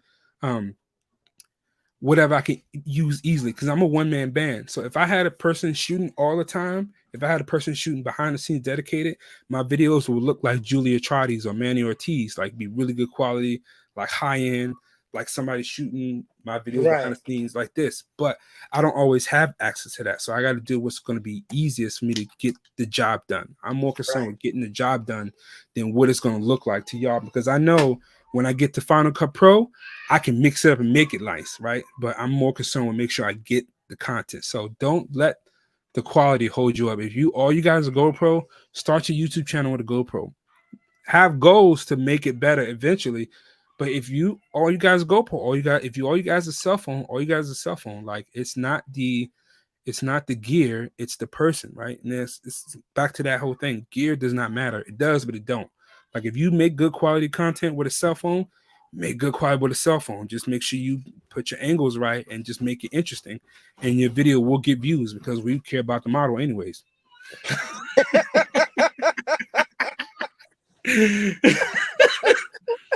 Now, I will say, if you're doing a review of a camera or something like that, and you're using a GoPro in the wide mode, and you're trying to review some details, maybe try to like use it better so we can see the quality of the content better. Or if you're gonna be talking, work on your audio. Audio matters more anyway. So like if you're using a crap camera, make sure your audio's straight. Like, yeah, that's all I gotta say about that. Yeah. Yeah, I just did that with the I did a video with the GoPro. I got that little cage that came with the creative condition, the edition of it. That speaker, that mic is not the best. So I went out and got like a Sennheiser 200. Yeah. You gotta, you gotta, yep. Yeah. And you'll see there are videos on my channel where I shot the whole thing with a GoPro because that made the most sense. Like I'm trying to get the content, but like I don't feel like carrying this big camera. So if we're shooting in daytime, the GoPro is going to work. I'm going to use the GoPro. Like I'm going to get this content. At the end of the day, I'm not going to be held back by like, oh, I can't shoot it because I'm not shooting A7S3, 4K N-Log one. Like that's not going to stop me from getting this work. So just keep that in mind that like just use whatever you got. But if you can do better, do better. But if you don't, do what you can do. Nice. All right, brother. Appreciate you, man. I got two more things for you that's not camera related. No, go ahead. And hopefully this is helpful to whoever else is out there like taking notes and wants to start a channel. Like it's not too late. You can start a channel tomorrow. Just be consistent and put some gear in your titles, right? And also, this is what I will say. Like all the channels, this is Roberto Blake. Those like how to start YouTube channels, like because YouTube is also it's a science, it's a method to the madness, and there's a ways about working with the algorithm and tags and like how to find niche. And like I'm just telling you how to be a photography YouTuber. But if you want to learn how to use YouTube, you also have to study how YouTube works and what YouTube likes, because that's a whole thing in itself. And so I studied YouTube for a long time, and Roberto Blake was a key factor in helping me get like come up with ideas for videos and things like that. So I would say not only just look at photographers, but look at just like YouTube, like how to master YouTube content creators. Like in the beginning, I don't need that stuff now, but like in the beginning, like I was trying to learn. Now I know. So I definitely need it because getting past 100 views seems difficult right now for me. So I'm trying to tell you, look, once you learn titles and thumbnails, at the end of the day, your titles, and then because that's gonna get them to click. And once you get them to click, if your video is good, they're gonna stay, right? And so a lot of my titles and thumbnails are trying to get them to click. And so, however you feel about my titles and thumbnails, at least you clicked, right? Like, oh, you said, well, you clicked. I got you. Right. And these pictures fire. Somebody was like, I could tell by the title, you problematic. I was like, yeah, but the pictures fire though, and it's like, yeah, you're right, they fire. I was like, yeah, exactly. Like, I don't care. Right. My job the work is the work. Yeah, exactly. So, but like I said, I always, again, if and that also goes into how I create a video. Like if I know, again, I want to do a shoot with old girl. She got some fits and Fashion Nova. The one I just did a shoot with Olivia, right? She's like, hey, I got some more Fashion Nova fits. I'm right now trying to decide, what do I want the story to be, right? Because it's going to be another shoot of another model with outfits, but how can I use gear to finesse? So this is exactly my thought. I'm telling you my thought process right now. It's like, I could go rent the Nikon 50mm 1.2 and kind of do a shoot talking about the 51.2. That's one idea. The other idea is it could be another basic shoot, but I could try to just explain and thought out the creative process to explain that and figure out some creative way to title it. Or third, which is like what I'm leaning towards, the easy option, rent the Sony A7R5 and then shoot with the A7R5 with the 35 1.4 51.2, and I think 85 1.4. And then that title, and I'm telling you, this is straight up what I'm thinking. The title would be like, is the A7R5 really that good, or is it better than my Nikon, or A7R5 versus Nikon Z9? Testing out the something. Right. Something is going to be a catchy title, but that says Sony A7R5. It could be as simple as portrait session with Sony off-camera flash portrait photography with Sony A7R5 and G Master 30, whatever, because G Master 35 1.4 is a clickable term. And when you look at Robert, you'll see what I mean when you learn about how YouTube works. Portrait photography is a term. Like, these are all catchphrases that kind of put you into a search algorithm, because YouTube is the second biggest search platform outside of Google. Wow. So most people who are, so again, the vloggers, they are vloggers. People come to them for personality. You come to me because you're searching a topic. The topic is photography. The topic is Nikon. The topic is Sony. The topic is Canon. You're searching a topic, so my video comes up in the feed based on search topics, and that's what I base my videos around. What can be searched and what can be found. Now, then I will throw in the spicy videos every now and then about like snow bunnies love the BBC or whatever, because that's me being funny, right? That's me being, because it was a basic shoot. Like, what I'm gonna title? That's another shoot with a Z9. So how can I make this one interesting? Let's title it this. But typically it would have been off camera or natural light photography using Nikon Z9 and 80 or 70, whatever's popping. And that's also another thing, which is the tough part. Because what do you shoot with right now? For me, mm-hmm. R5. Okay, so you have a new updated camera, right? So you have a camera that is currently searchable that people are looking into. So that's one that you got on for yourself. If you have the newest lenses at like an 85 1.2 or 34 1.4, that's going to help, because people want to see what that camera looks like with those lenses. And then I will focus on trying to do a shoot that's going to highlight the R5, how to get better pictures from your A7R5, how I edit, photos in the R5, whatever the case may be. R5 with the 35 1.4 whatever RF lens, what is 51.2 RF lenses, like using that, something that's people are interested in. You gotta look past yourself. Like, if I'm being myself, I'm like, just watch it because I made it. I'm not gonna watch it because you made it. Like, why should I watch this video? Oh, I'm curious in how the R5 works, or how pictures look with the R5 and the 85 and detail. So you have to make a video around that, and then you also have to structure it to be like, okay, I'm gonna show the behind the scenes, but also I'm going to show the 100% crop so they can see the detail. I use my EVF so they can see what my screen looks like. Like, all of that is me trying to make an otherwise basic video interesting.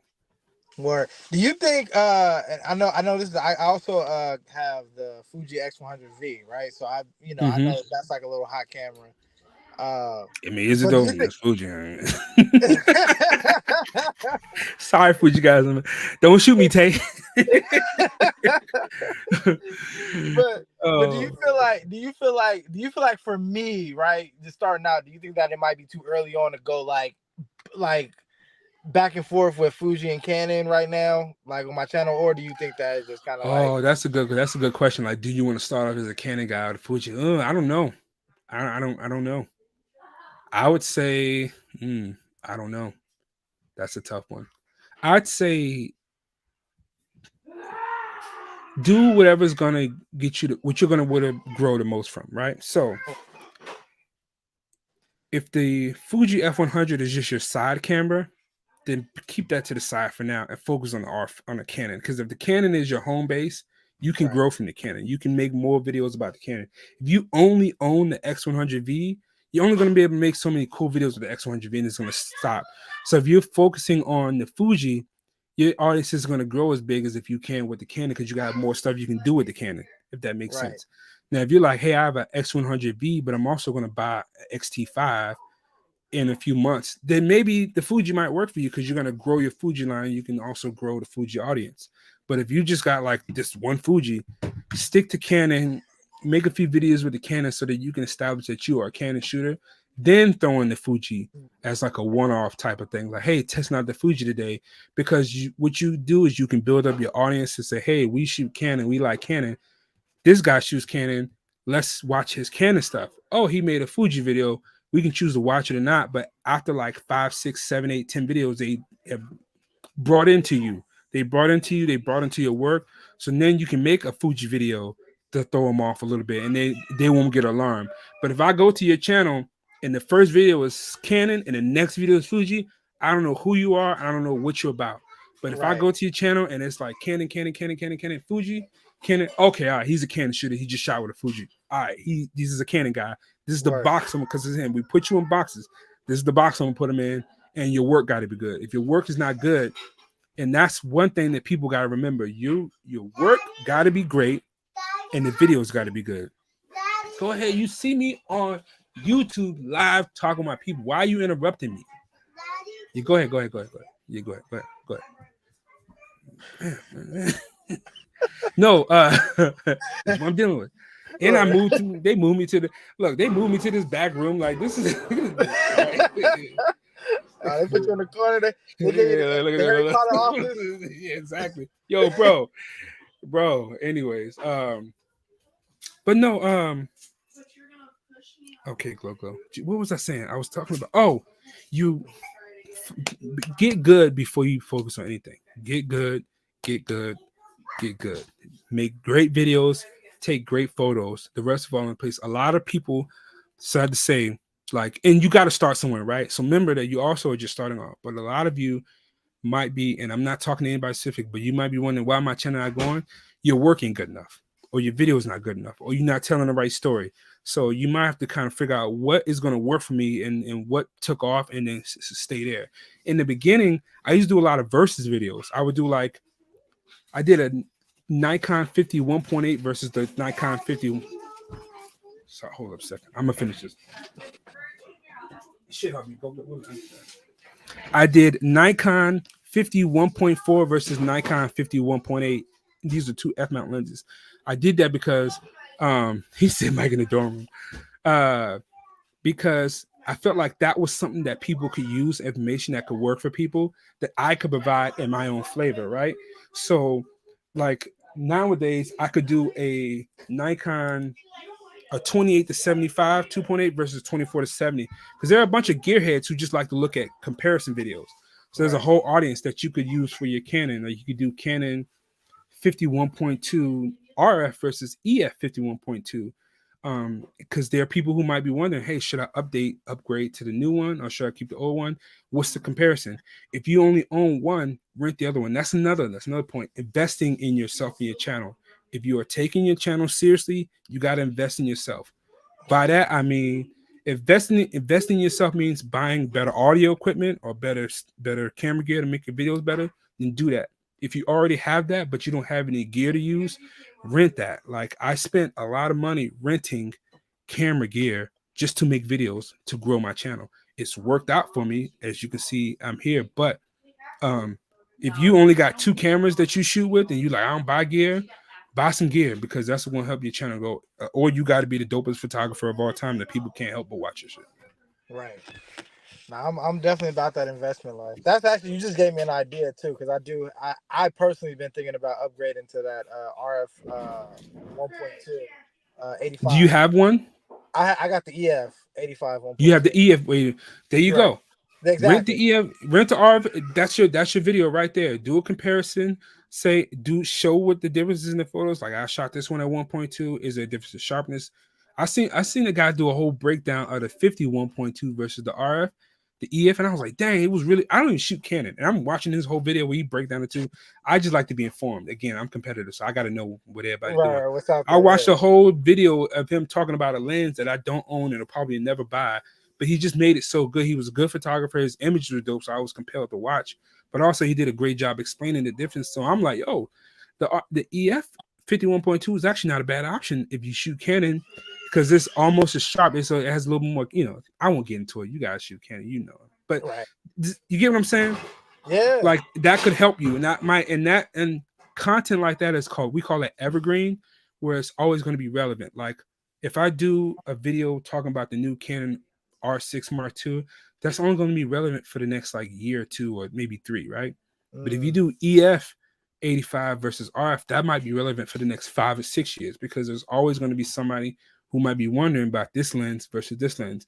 So Right. content that can last the testament of time and be relevant is good. Versus like if you do if you do a video on the Sony A7R Mark IV, that's only gonna be relevant for the next year or two, because Sony gonna come out with the A7R Mark V or A7 Mark V or whatever in a few months, and now all those R4, all those 4 videos are no longer relevant to what's popping, right? Right. Because there's a new camera out on town. So just think that camera gear is only good for so long, but lenses, videos that focus on the lenses do better for a longer period of time, or general how-tos do better for a longer period of time. That's dope. No, I'm definitely you set me up for success with that one. That's definitely gonna be Just take those ideas and then go watch Roberto Blake and watch a few of his videos, and then good luck to you, because I'm still coming for y'all. Don't say I'm gonna take off. I'll take the good luck. Yeah, no, I ain't gonna tell you. I ain't gonna lie to you now. I'm like, yo, I told me I was about to do that out here. I just have to do that. Hey, look, I'm not retiring no time soon. Oh, y'all like, yeah, I get that y'all like me, but I'm still gonna be out here busting y'all heads with these videos. Nah, that's respect, of course. That's all. But I said this before, like I was like, man, I'm not Peter McKinnon. I'm not that guy. I don't have the gift of gab to be like witty and stuff like that. Like I'm funny, but I'm not witty, right? In that, if that makes sense. I'm not like quick to be like cool stuff. My videos aren't the most well produced videos. I put them together really nice, but like there's not the production value isn't the highest of the high. Like if you look at like a Matty Hapoya, a Peter McKinnon, a Manny Ortiz, they're very high production value on their videos, right? So I don't have that. What I have is my intellect and my comedy and my little things that I do to make my videos funny, and my music, right? My music, I'm the man out here. So I use what I have. But if there was the black Peter McKinnon with a takeoff, I'll tell Cameron, like, Keejan, you the black Peter McKinnon, bro. Like if you just focused on doing photography videos and you just actually hitting his lane, you would take off. Because Keejan, he's very like fun. Like he has a very good. He always comes with a team. Like he could have been that guy for the black folks, but he's just not. He all over the place, right? And I've said this to him, so it's not a jab at him, but like, I would love to see somebody come and eclipse me. Like, oh, now I ain't gonna lie, I'm gonna feel some kind of way. Like, dang, like, what are you doing that I'm not doing? The competitive in me. If you came through and like you got to 100 and something subscribers in 6 months, I'm gonna start looking like, damn, what the fuck going on? I ain't gonna hold you. I'm like, what the fuck? is what it is, right? But at the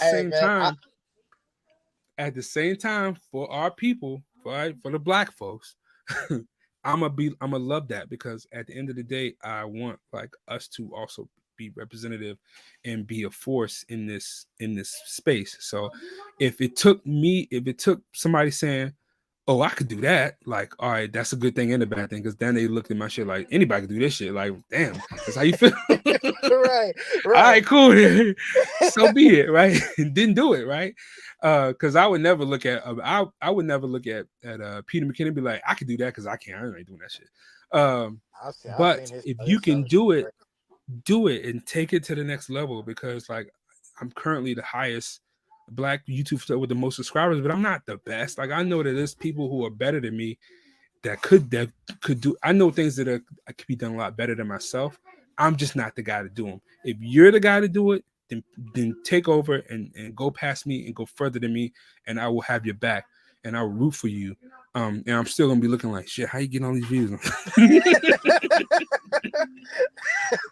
You know how we do. I hope y'all appreciate me keeping it real, because everybody else a lie to you. I'm keeping it 100. Like no, I'm telling you, bro. I think that where I come from and what I do, I feel like that's the only way. You know what I mean? Yeah, being real and being honest is that's the only way. Do that. Make sure you collab with these people. I be seeing these people do these collabs. I'm like, oh, they it's a clout chase. It's a clout move. Or they doing it for clout, and it is what it is, right? Ain't gonna name. Even like, you know, me and Brandon Cole, we go back and forth. We have fun, but like, I wish that man the most success. I always say that. Like, I wish him the most success, because whatever, how we feel about each other behind the scenes, in front of everybody else, in front of the white folks, and that's my brother. Like, shout out to him. Like, more power to him. Like, you ain't gonna catch me making some video putting a diss track out. Like, that was back in the day. But like at this point, I'm like, I'm rooting for everybody black. So that's how I'm coming. That's my state of mind, right? So now, but I'm still also gonna tell the truth. No, so take it as you may. I'm gonna tell the truth, but I'm still rooting for everybody black. So. Word. Well, let's get it, man. Hold up. Somebody see, look, you got a view already. Hey, what is your channel, right? Let me post your channel then. What is your channel? It's Disco Show. DISKO. You ain't even put the thing on it. Bro, like I'm disco, just like started. Disco Fever? Like Disco Fever? No, with a K. DISKO Show. SHOW? Yep. So that's the name of your YouTube channel? Yeah. All right, cool. Because I just put it in the chat. So people can, because people, it's 30-something people viewing right now. Only 5 people are talking. The same 5 people talk. Shout out to y'all. But it's a bunch of people watching that's like taking notes behind the scenes, or watching that's not gonna say nothing. So I appreciate that too. About the video. I'm trying, man. He said, trying. "Are you in the mastermind with other?" You know what? I'm not Donald, but if anybody has questions or like wants to, hey, what do you think about this? I'm always willing to provide feedback and things like that. Yeah. So join the Discord. I got a Discord that I put on my Patreon. You join the Discord, you get all access to me. But Donna, you the homie, so it's we know each other. We met in real life, so I might as well ask you this before we go to that Patreon. What's up with that?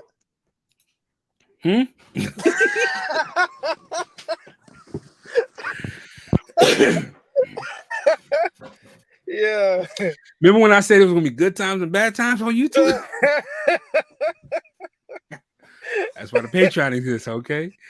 There was it was good times, there was bad times, and I was like, I gotta figure out something. No, so a quick thing on the Patreon, like my shoots, some of my shoots be edgy, right? And I do want to do the shoots, but again, YouTube is my primary focus. If I go and do a shoot and I don't make no money on it, and I can't put it on YouTube, it's almost pointless for me. Like, it was cool experience, but like, I'm gonna do that so many times. I'm trying to make money. It's a lot of work. It's a lot of time I'm putting into it. Like, so I really I want to get something from my efforts, whether it's building a brand or getting some income. Well, the tough part about building a brand is if your videos are demonetized, then the algorithm doesn't promote them. So you can't build a brand if the algorithm is not promoting your videos, which is the double-edged sword when I make those edgier videos, because they can work in my favor, they can work against me. And so a lot of my shoots will start off clean, but then they might go edgy or something might happen. And so I just be having a whole lot of content that will never see the light of day if I just relied on YouTube. So I figured, hey, well, how could I figure out other ways to make income? Well, Patreon was that. Like, I'm like, well, I can make a channel or some kind of something where I can put my extra videos or clips, or like the hot springs that was too hot for YouTube, but I still want to be able to make some money off of it. Well, that's kind of the idea with the Patreon. And the Patreon was born from the pandemic. When the pandemic happened, and I was like, how can I always be having these like ideas, and then it takes for something to get me to start it. And so the pandemic, I had the time to sit down and start it. I'm like, let me start this Patreon and start like putting my uncut videos and videos that might not make the YouTube channel on there, but because that also helps, right? So now I have an incentive to do these shoots now because Patreon exists.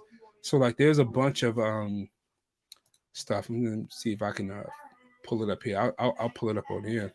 It's a y'all can get a what's the word I'm looking for? Oh, here we go. Here. Yeah. I'll show it here. I don't care. Oh yeah, I can't look. I'll show it here. I can't. You see? Real quick. I get look, it, If I do it, wait, I gotta make the screen bigger. Let me make the screen bigger. There we go. I can see it. You see it now? We see it. Yeah, it's bigger now. Yeah. All right, let me because you get the scrolling in it. You get the scrolling in, you know what I mean? Right. Yeah, like this one, like she's running, with her. So there's scenes from this shoot that I couldn't put in the regular video, so I gotta make another version of this because her chest was all over the place. This one, this shoot never even made the cut. What else? There's scenes from this. Where's this one at? This whole thing, like right. Yeah. Hey, cut. Yeah. Oh man. Oh, cuz like this, She yeah. definitely fits the description. Yeah. Hey, shout out to Tony for donating. I can show all this because Tony donated, so if we get clipped, oh well. Y'all better thank Tony Captures for this. He paid for y'all to see all this stuff. Yeah, right. So this shoot right here, this is a Patreon shoot, right? I had a shoot I did with Tani. We were out at the this is Oxnard Beach, right? She's straight up, topless out here and running around. You can't see it here, but there's a video, and on the Patreon, I show all of this stuff like straight out. Like you can see it with no cuts. Whereas what else? I'm like, is there? Because this is a whole trailer where I made. Oh, this shoot, there's some scenes in this shoot where yeah. So there's that. Yeah. So all kinds of stuff. Oh, and even this, this is a whole video that I made where I couldn't show. This would not make it on YouTube, regular YouTube, right? So I can imagine that one. Yeah. So and there's plenty of content like that. So when you when you stop right there. Yeah, look, that's one. When you post though, right? And again, I'm green. So you don't post I know they give you the option to say for kids and then all whatever. You do the regular all one, right? When you upload. Yeah. I do normal, not meant for kids or whatever. But then there's a separate one. There's an 18. It's an age gate. You can only show my videos is for people 18 and up. That's sometimes I do that for videos where it's age gated, in shoots like this, or where it might be like this shoot. Right. I might age gate this shoot to where 18 and up because certain scenes might show that might get me clipped if I make it regular. Because that's what happened to me with my YouTube streams. Sometimes my YouTube streams I put 18 and up, it's whatever. That's why people are yo, you about to get shut down. I'm like, I made it 18 up, so we good. But if I don't, out of here. Could be bad, right? He's like, yo, wow. Oh,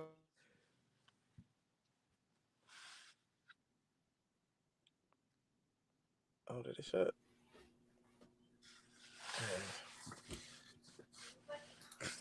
Anyway, so yeah, that's that. That's that whole. That's how I do that. That's what the Patreon is for. So check it. I would tell people, look, if y'all interested in it, this is the. Can you hear me? Y'all hear me? Yep.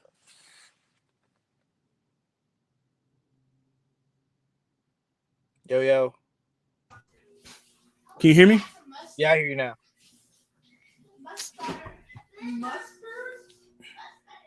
We can hear you now. I mean, I can hear you. Okay, all right, cool. Because my connection is acting stupid. This is what you do for this is the get you out of the game for the Patreon. All you got to do, sign up for it, and then cancel it. Sign up for it for a few days. It's a whole back because once you sign up, you get the whole back catalog. You sign up for it, get the whole battle catalog, and then cancel it. And then wait a few months, sign up again, get the whole back catalog, and cancel. So if you're somebody who just wants to watch the content, but you don't necessarily want to pay every month, just sign up every few months. Go back to it, check it out for a few videos, and then sign off. If you're somebody who is down for the cause and want to support and got a few dollars you can spend, just keep it there and just let it because I'll be posting stuff every once in a while. But I tell people hey, here's an easy way to go about it. Just sign up this month, like 1st of January or whatever. Watch all of the content. Just delete your pledge or whatever in a few weeks, and then at least you'll get like a whole 2 years worth of content for whatever that little fee is right then and there. And then like in 6 months, if you get curious, come back in 6 months, then go back, as opposed to paying every month to be on. So yeah, like Tony said, you can stay and support the creator. Yeah. Right. So, but there's that, because some people be like, oh, I don't want to help them. Like, look, it's 7-10. You know, like, and it's $10. Like inflation, that's a McDonald's Happy Meal. Like, bro, not a Happy Meal. That's like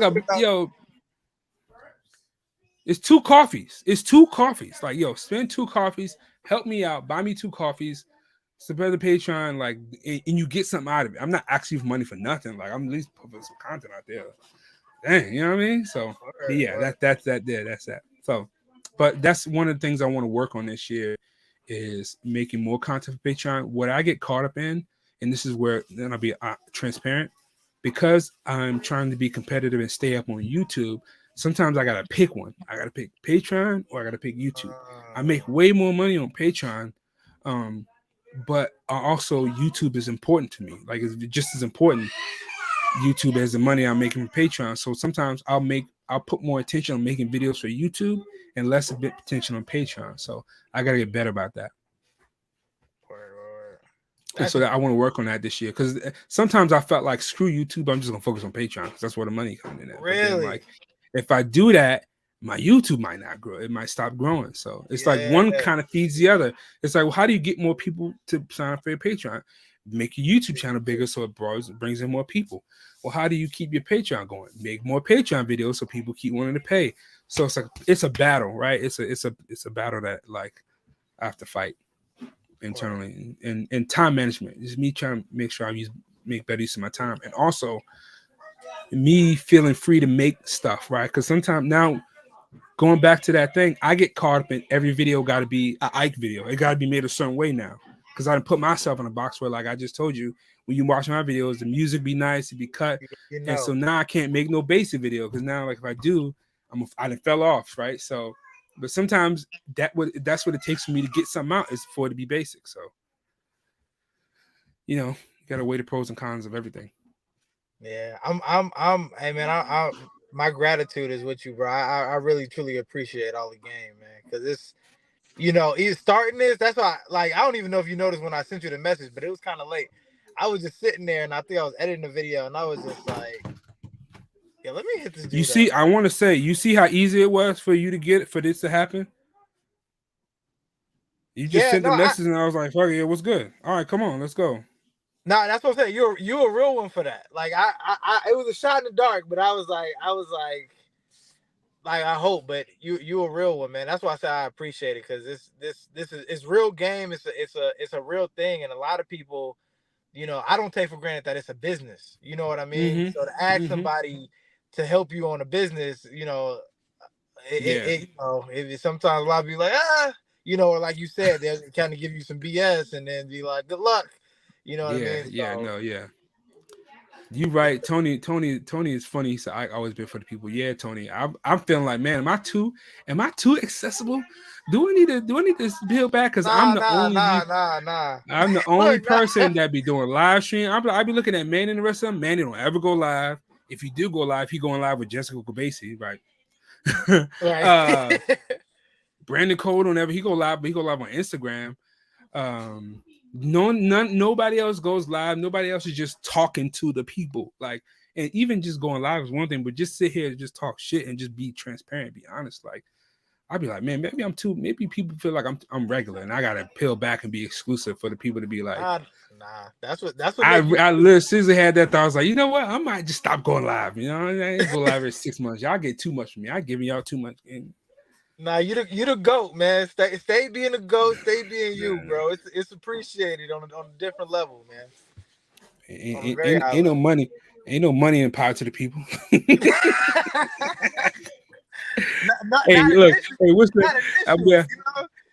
What's the black Israelites be on the corner? They be like, yo, you kings and queens. Like, no, you on the corner, bro. What you talking about, man? Pull up to me and let me find a black Israelite in a Mercedes. Then we get talking. Right? Till then. Well, look. How about this, bro? I got you. You were you Seattle? Yeah, Washington State. Yeah. Washington. Listen, man. One day. If I'm ever out there, bro, I'll hit you Come up. to WPPI. You in LA? It's a 4-hour drive. Just drive 4 hours and come hang out with everybody at WPPI. It's not that far. All right. Or no, say less. I'm saying I know you in the guns and the shooting. I partake myself, so I got if I'm ever out there, man, rounds on me. No, I'm coming to California in a few days. We going to Disney though. Don't look for me. I'm gonna be in California, but we're going to Disney World. So, we're going to Disney. Was it Disneyland in California? We leave January 3rd and I come back January 7th. So I'm be the 3rd through the 7th. I'm being in Disney World. So okay. You're gonna be in the OC then. You're gonna be in Orange County. Yeah. So OC. Nah, that's a good spot. That's it's money. OG in the OC. Look, yeah. It's money out there. That's a beautiful place to be. Ike, will there be a photo walk coming? Oh, I hate that question, bro. I hate that question. I'm working on it deep. I'm trying to figure out how I want to put it together. I'm working on it. I'm working on a photo walk, bro. And I appreciate that, Kenny. I appreciate that. But yeah, that's that's all I got to say. Is come to WPBI. Oh, and I want to say I'm cutting off. I'm going to say this now just because I want to talk about it. I'm cutting off. Actually, you know what? I'm going to make a post also on my main channel, but also on this channel. But I'm going to cut off super chats, right? Because what I noticed with super chats is YouTube take too much money out. Like, so one of the videos I did with super chats, I got like about $50 in donations total. And when I went to go look at the analytics, like it said that I got like $24 and some change. Now I did the math. I'm like, I got like $54 in donations. Why only get $24 from that? I was like, they took out like over 50% for like fees and taxes and stuff. And I'm like, that's too much. That's why I started a Patreon. Because I'm like, YouTube, if I go through YouTube and I try to do their join thing, that's another reason. They didn't want to let me do the join thing. So I couldn't do channel memberships for the longest.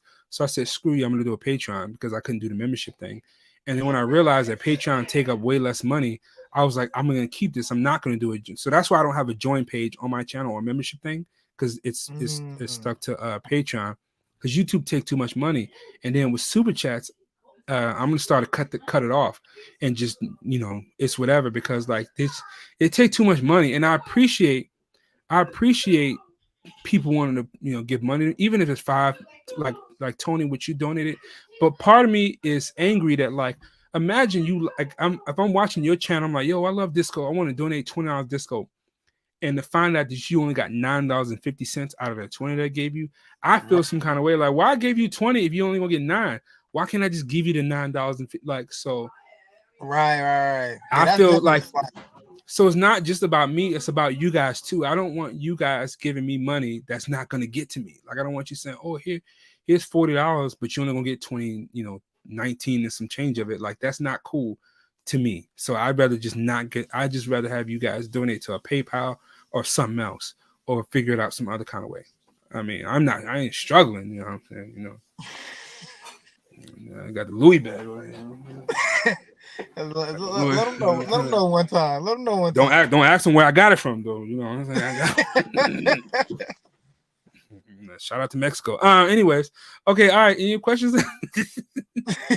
Shout out to Mexico. Tulum had them for the low. You know what I'm saying? Oh man. He said, what the problem here is in Canada, we don't have Cash App, so a house. Oh, yeah, I get that, Tony, but I'm stubborn too. I'm like, nah, it's not gonna happen. So I'd rather you just, keep it than not. Like, so I should appreciate it. You got it, you want to support it, but like, we'll figure something else out. He said, not the LV. Hey, look, when I get my MP, I got some advice. I need your advice. I need some advice, right? So I'm gonna show y'all. I don't know if y'all heard of an MP. I just pulled out the long stick right here. You pulled out the long stick. Like, don't play with me over here, all right? But bro,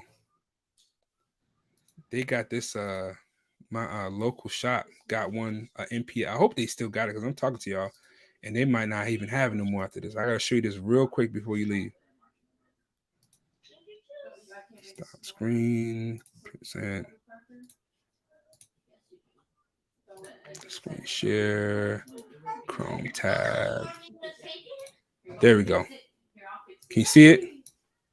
Oh yeah. Oh wait. Okay, cool. All right, yeah. What's that taper? Is that a 9 mil. 9? Yeah, 9 mil MPX.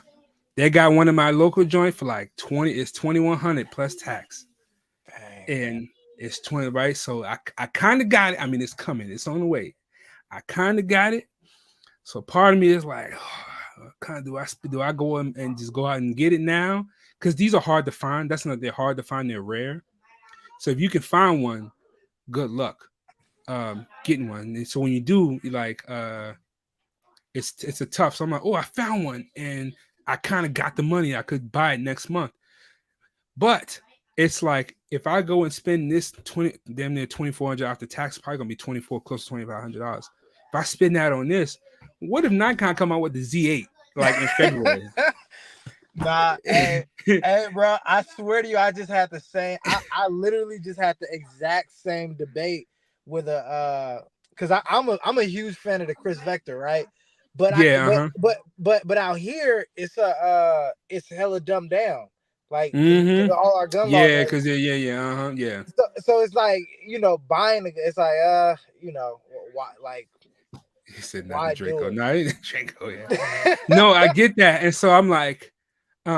He said, is it converter or MPX, Bryce? So it's not MP5, it's SIG's version, which is the MPX, right? So, anyways, that's a whole other detail. But it's like I've been wanting this thing for some change for a while now, right? So it's like within my grasp. But if I spend all the money and something else come out, I'm gonna be looking stupid.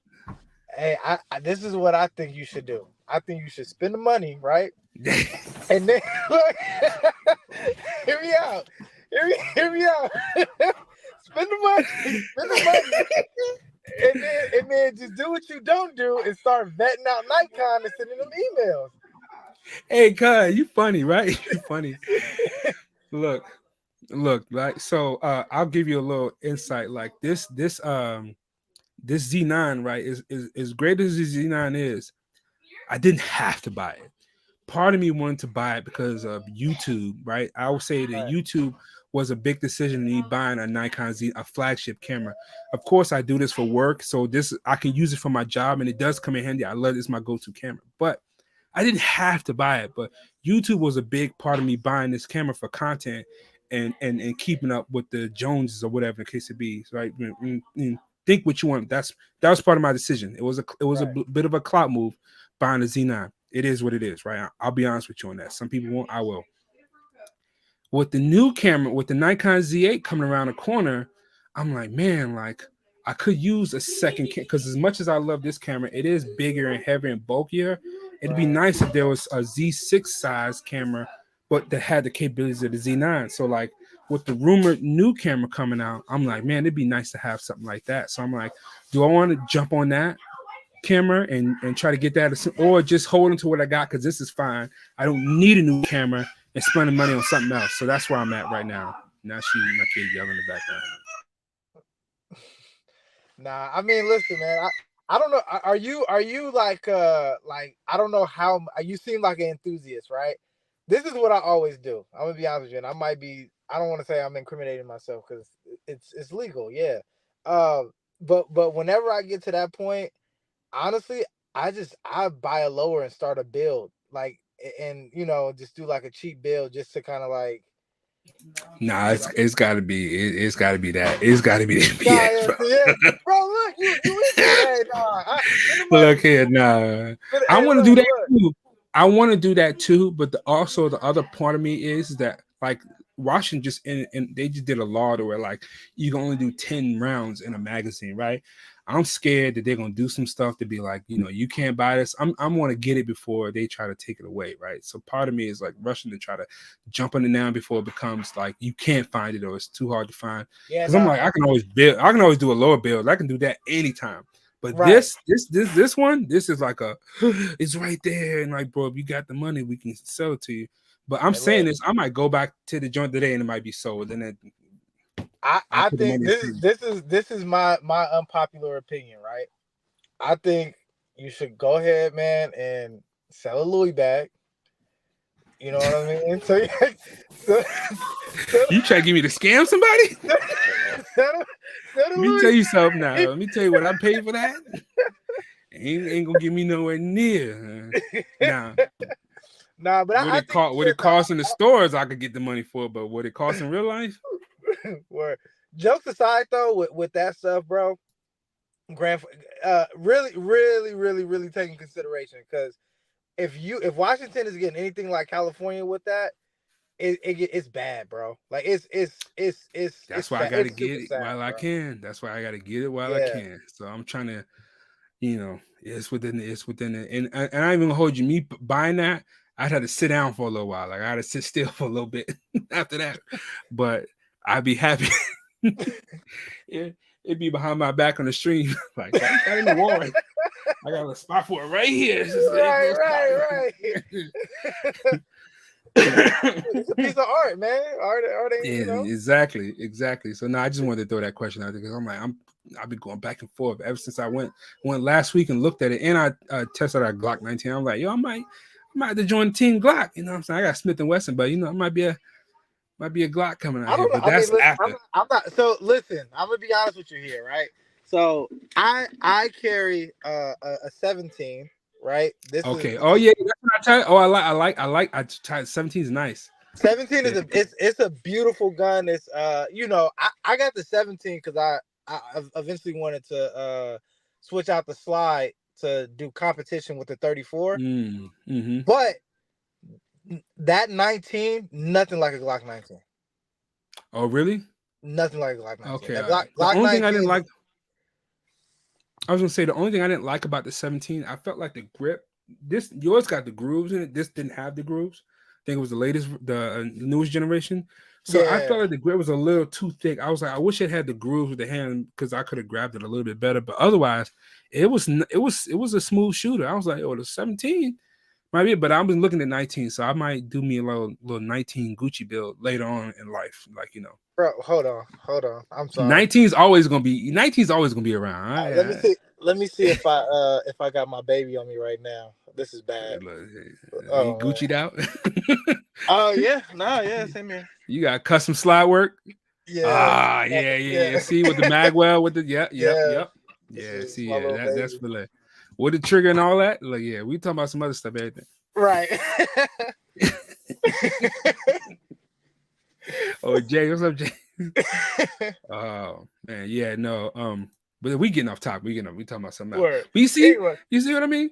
Look, and then if you be watching these, I'll be like, yo, I need to become a YouTuber because when they be getting stuff, I'm like, don't send me no lens, send me that new Walther PDP. Right. Like, yo, let me see what Springfield Armory talk about. Like, can I get a what's that new one that came out with the 2011, whatever that is? I forget. Anyways, yeah. I digress. Anyways, yeah, that's it. Hopefully, you guys enjoyed this talk. He got the XL. I just have the 365. I don't have an XL. I got a little mini me 365. So, look at that. But yeah, so look at that. Black shooters and black shooters, huh? Yeah. You know, we out here. So, anyways, let me cut this light. Yeah. So, yeah, man. Hopefully that answers any questions or gave you some insight. No, absolutely. Just go keep it on. Hey, look, he in LA. Look, don't play around in California. Don't play around wherever you at. No, sir. I got into a situation not too long ago. Thank God. Yeah, look, see. Yeah. Yeah, no. I'm all about that. You want to call the police, and I'm long tape. Let me get there. And They're gonna rush you. They're gonna rush you anyway when you get there, even if you didn't do it. So you might as well be. Yeah, be ready. I'll call the police. They're gonna ask me I did it anyway. So let me just get my name before they get here. So, he said come to Texas. Look, James, I might have to get y'all. I might have to come to Texas for some mags because what they talking about out here with these magazine restrictions, boy. Anyways, yeah, I'm not gonna hold you for too long. I just wanted to go live and have this conversation in front of everybody, and also use this opportunity to go live, you know, for the beginning of the year and talk to the people. And I don't know, maybe I should do this again, but like with just a whole group chat because I want to do another group chat live, but we'd have been up here for 2 hours, so I didn't hit my limit for the day. All right, now you all good. Like I said, man, I appreciate it, man. It's been good. Like I said, you the GOAT. In my opinion, I appreciate your work both on the YouTube and just the photo front. And you know, I definitely want to chop it up with you more, especially on the gun tip. I know we're not this ain't the channel ain't for that, but you know, we can definitely have some conversations. You know what I mean? All right, bro. Hey, tell Seattle don't blow this for me, man. I'm a Pittsburgh fan, and we need y'all to win today. So, my wife is at the game right now. Tashi's at the game. Oh yeah, they win. They win. Are they winning? Yeah, they win. She took her mom. I don't really care. I think, you know, my wife's an influencer, so she got tickets. 2 tickets to the game, and her mom's a huge Seattle fan, so she took her mom. She's like, "You want me to take him?" I'm like, "No, take your mom. I'm good. Okay." Right. So I'm not a big. It's whatever. I mean, I live here. I'm from Virginia, so but I live here, so I mean, it's good etiquette to root for the team because these Seattle folks love the Seahawks. Like the Seattle fans they die hard. So. Bye, brother. But he said, "Yeah, do it again." So yeah. Next time I do a Black Entrepreneur, you gotta jump up on the stream. Y'all gotta come up on and talk, right? So, but yeah, no, appreciate you for, you know, hopping on the stream. This is a good conversation. Hopefully, like it gave value to some people as well as yourself. 100% for me. For me, it motivated. It got me ready to work. It got me ready to get into it, man. So. Yeah, no, for sure. And like, if you have any other like small questions come up, just hit me in the DMs, and you know. If you're like, hey, what should the title be? If you have questions, all right, you know, I'm available. I just want to have this conversation here. But anything else we can just have off, you know, behind the scenes.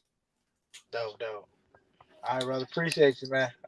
All right, Playboy. Thank you. Appreciate you. Thank you guys for joining the stream. Shout out to Black Entrepreneur, James, Tony, as always. Who else? Gerald. Gerald, you getting that new 22-inch black dish? I just got hit. Send me a DM.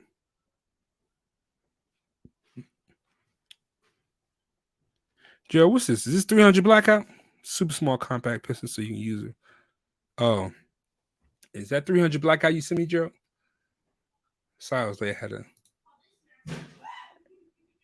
baby girl. Oh, yeah, I feel you on that. Yeah. Yeah, Kendrick, yeah, good talk. Thank you, man. I appreciate you guys. Oh, yeah, you was in. Yo, Joe, I see you all over the place. I see you taking trips to Virginia. You shoot with everybody, but you ain't come out here. You ain't come to Vegas. What's up with that, Joe? Huh? I better see you in Vegas. That's all I gotta say. Yeah, for sure, definitely. D. I'm waiting. I think Brandon said he was coming out with like a light stand. He was coming out with like a black dish camera bag and a light stand. I'm like, sign me up for the light stand. I'll buy one of them light stands. Or a C stand or something like that. He said he was coming out with. Oh, 223-556. Yeah. If I do 223-556, I want like at least a 10-inch barrel, like maybe 12.5-inch barrel, like somewhere around that range. Otherwise, if it's under 10 inches, then I'd rather do like a 300 blackout or something, but that's too expensive. So we'll just do my 9 millimeter PCC. Definitely. Yeah. So anyways, yeah, it's good talking to you guys. Hope you guys enjoyed this, little talk. And I might try to find some clips to break this up, to put this on the main channel, just to, put some more content out there. But anyways, I'm going to sign out in this broadcast here. Thank you guys once again, and peace out.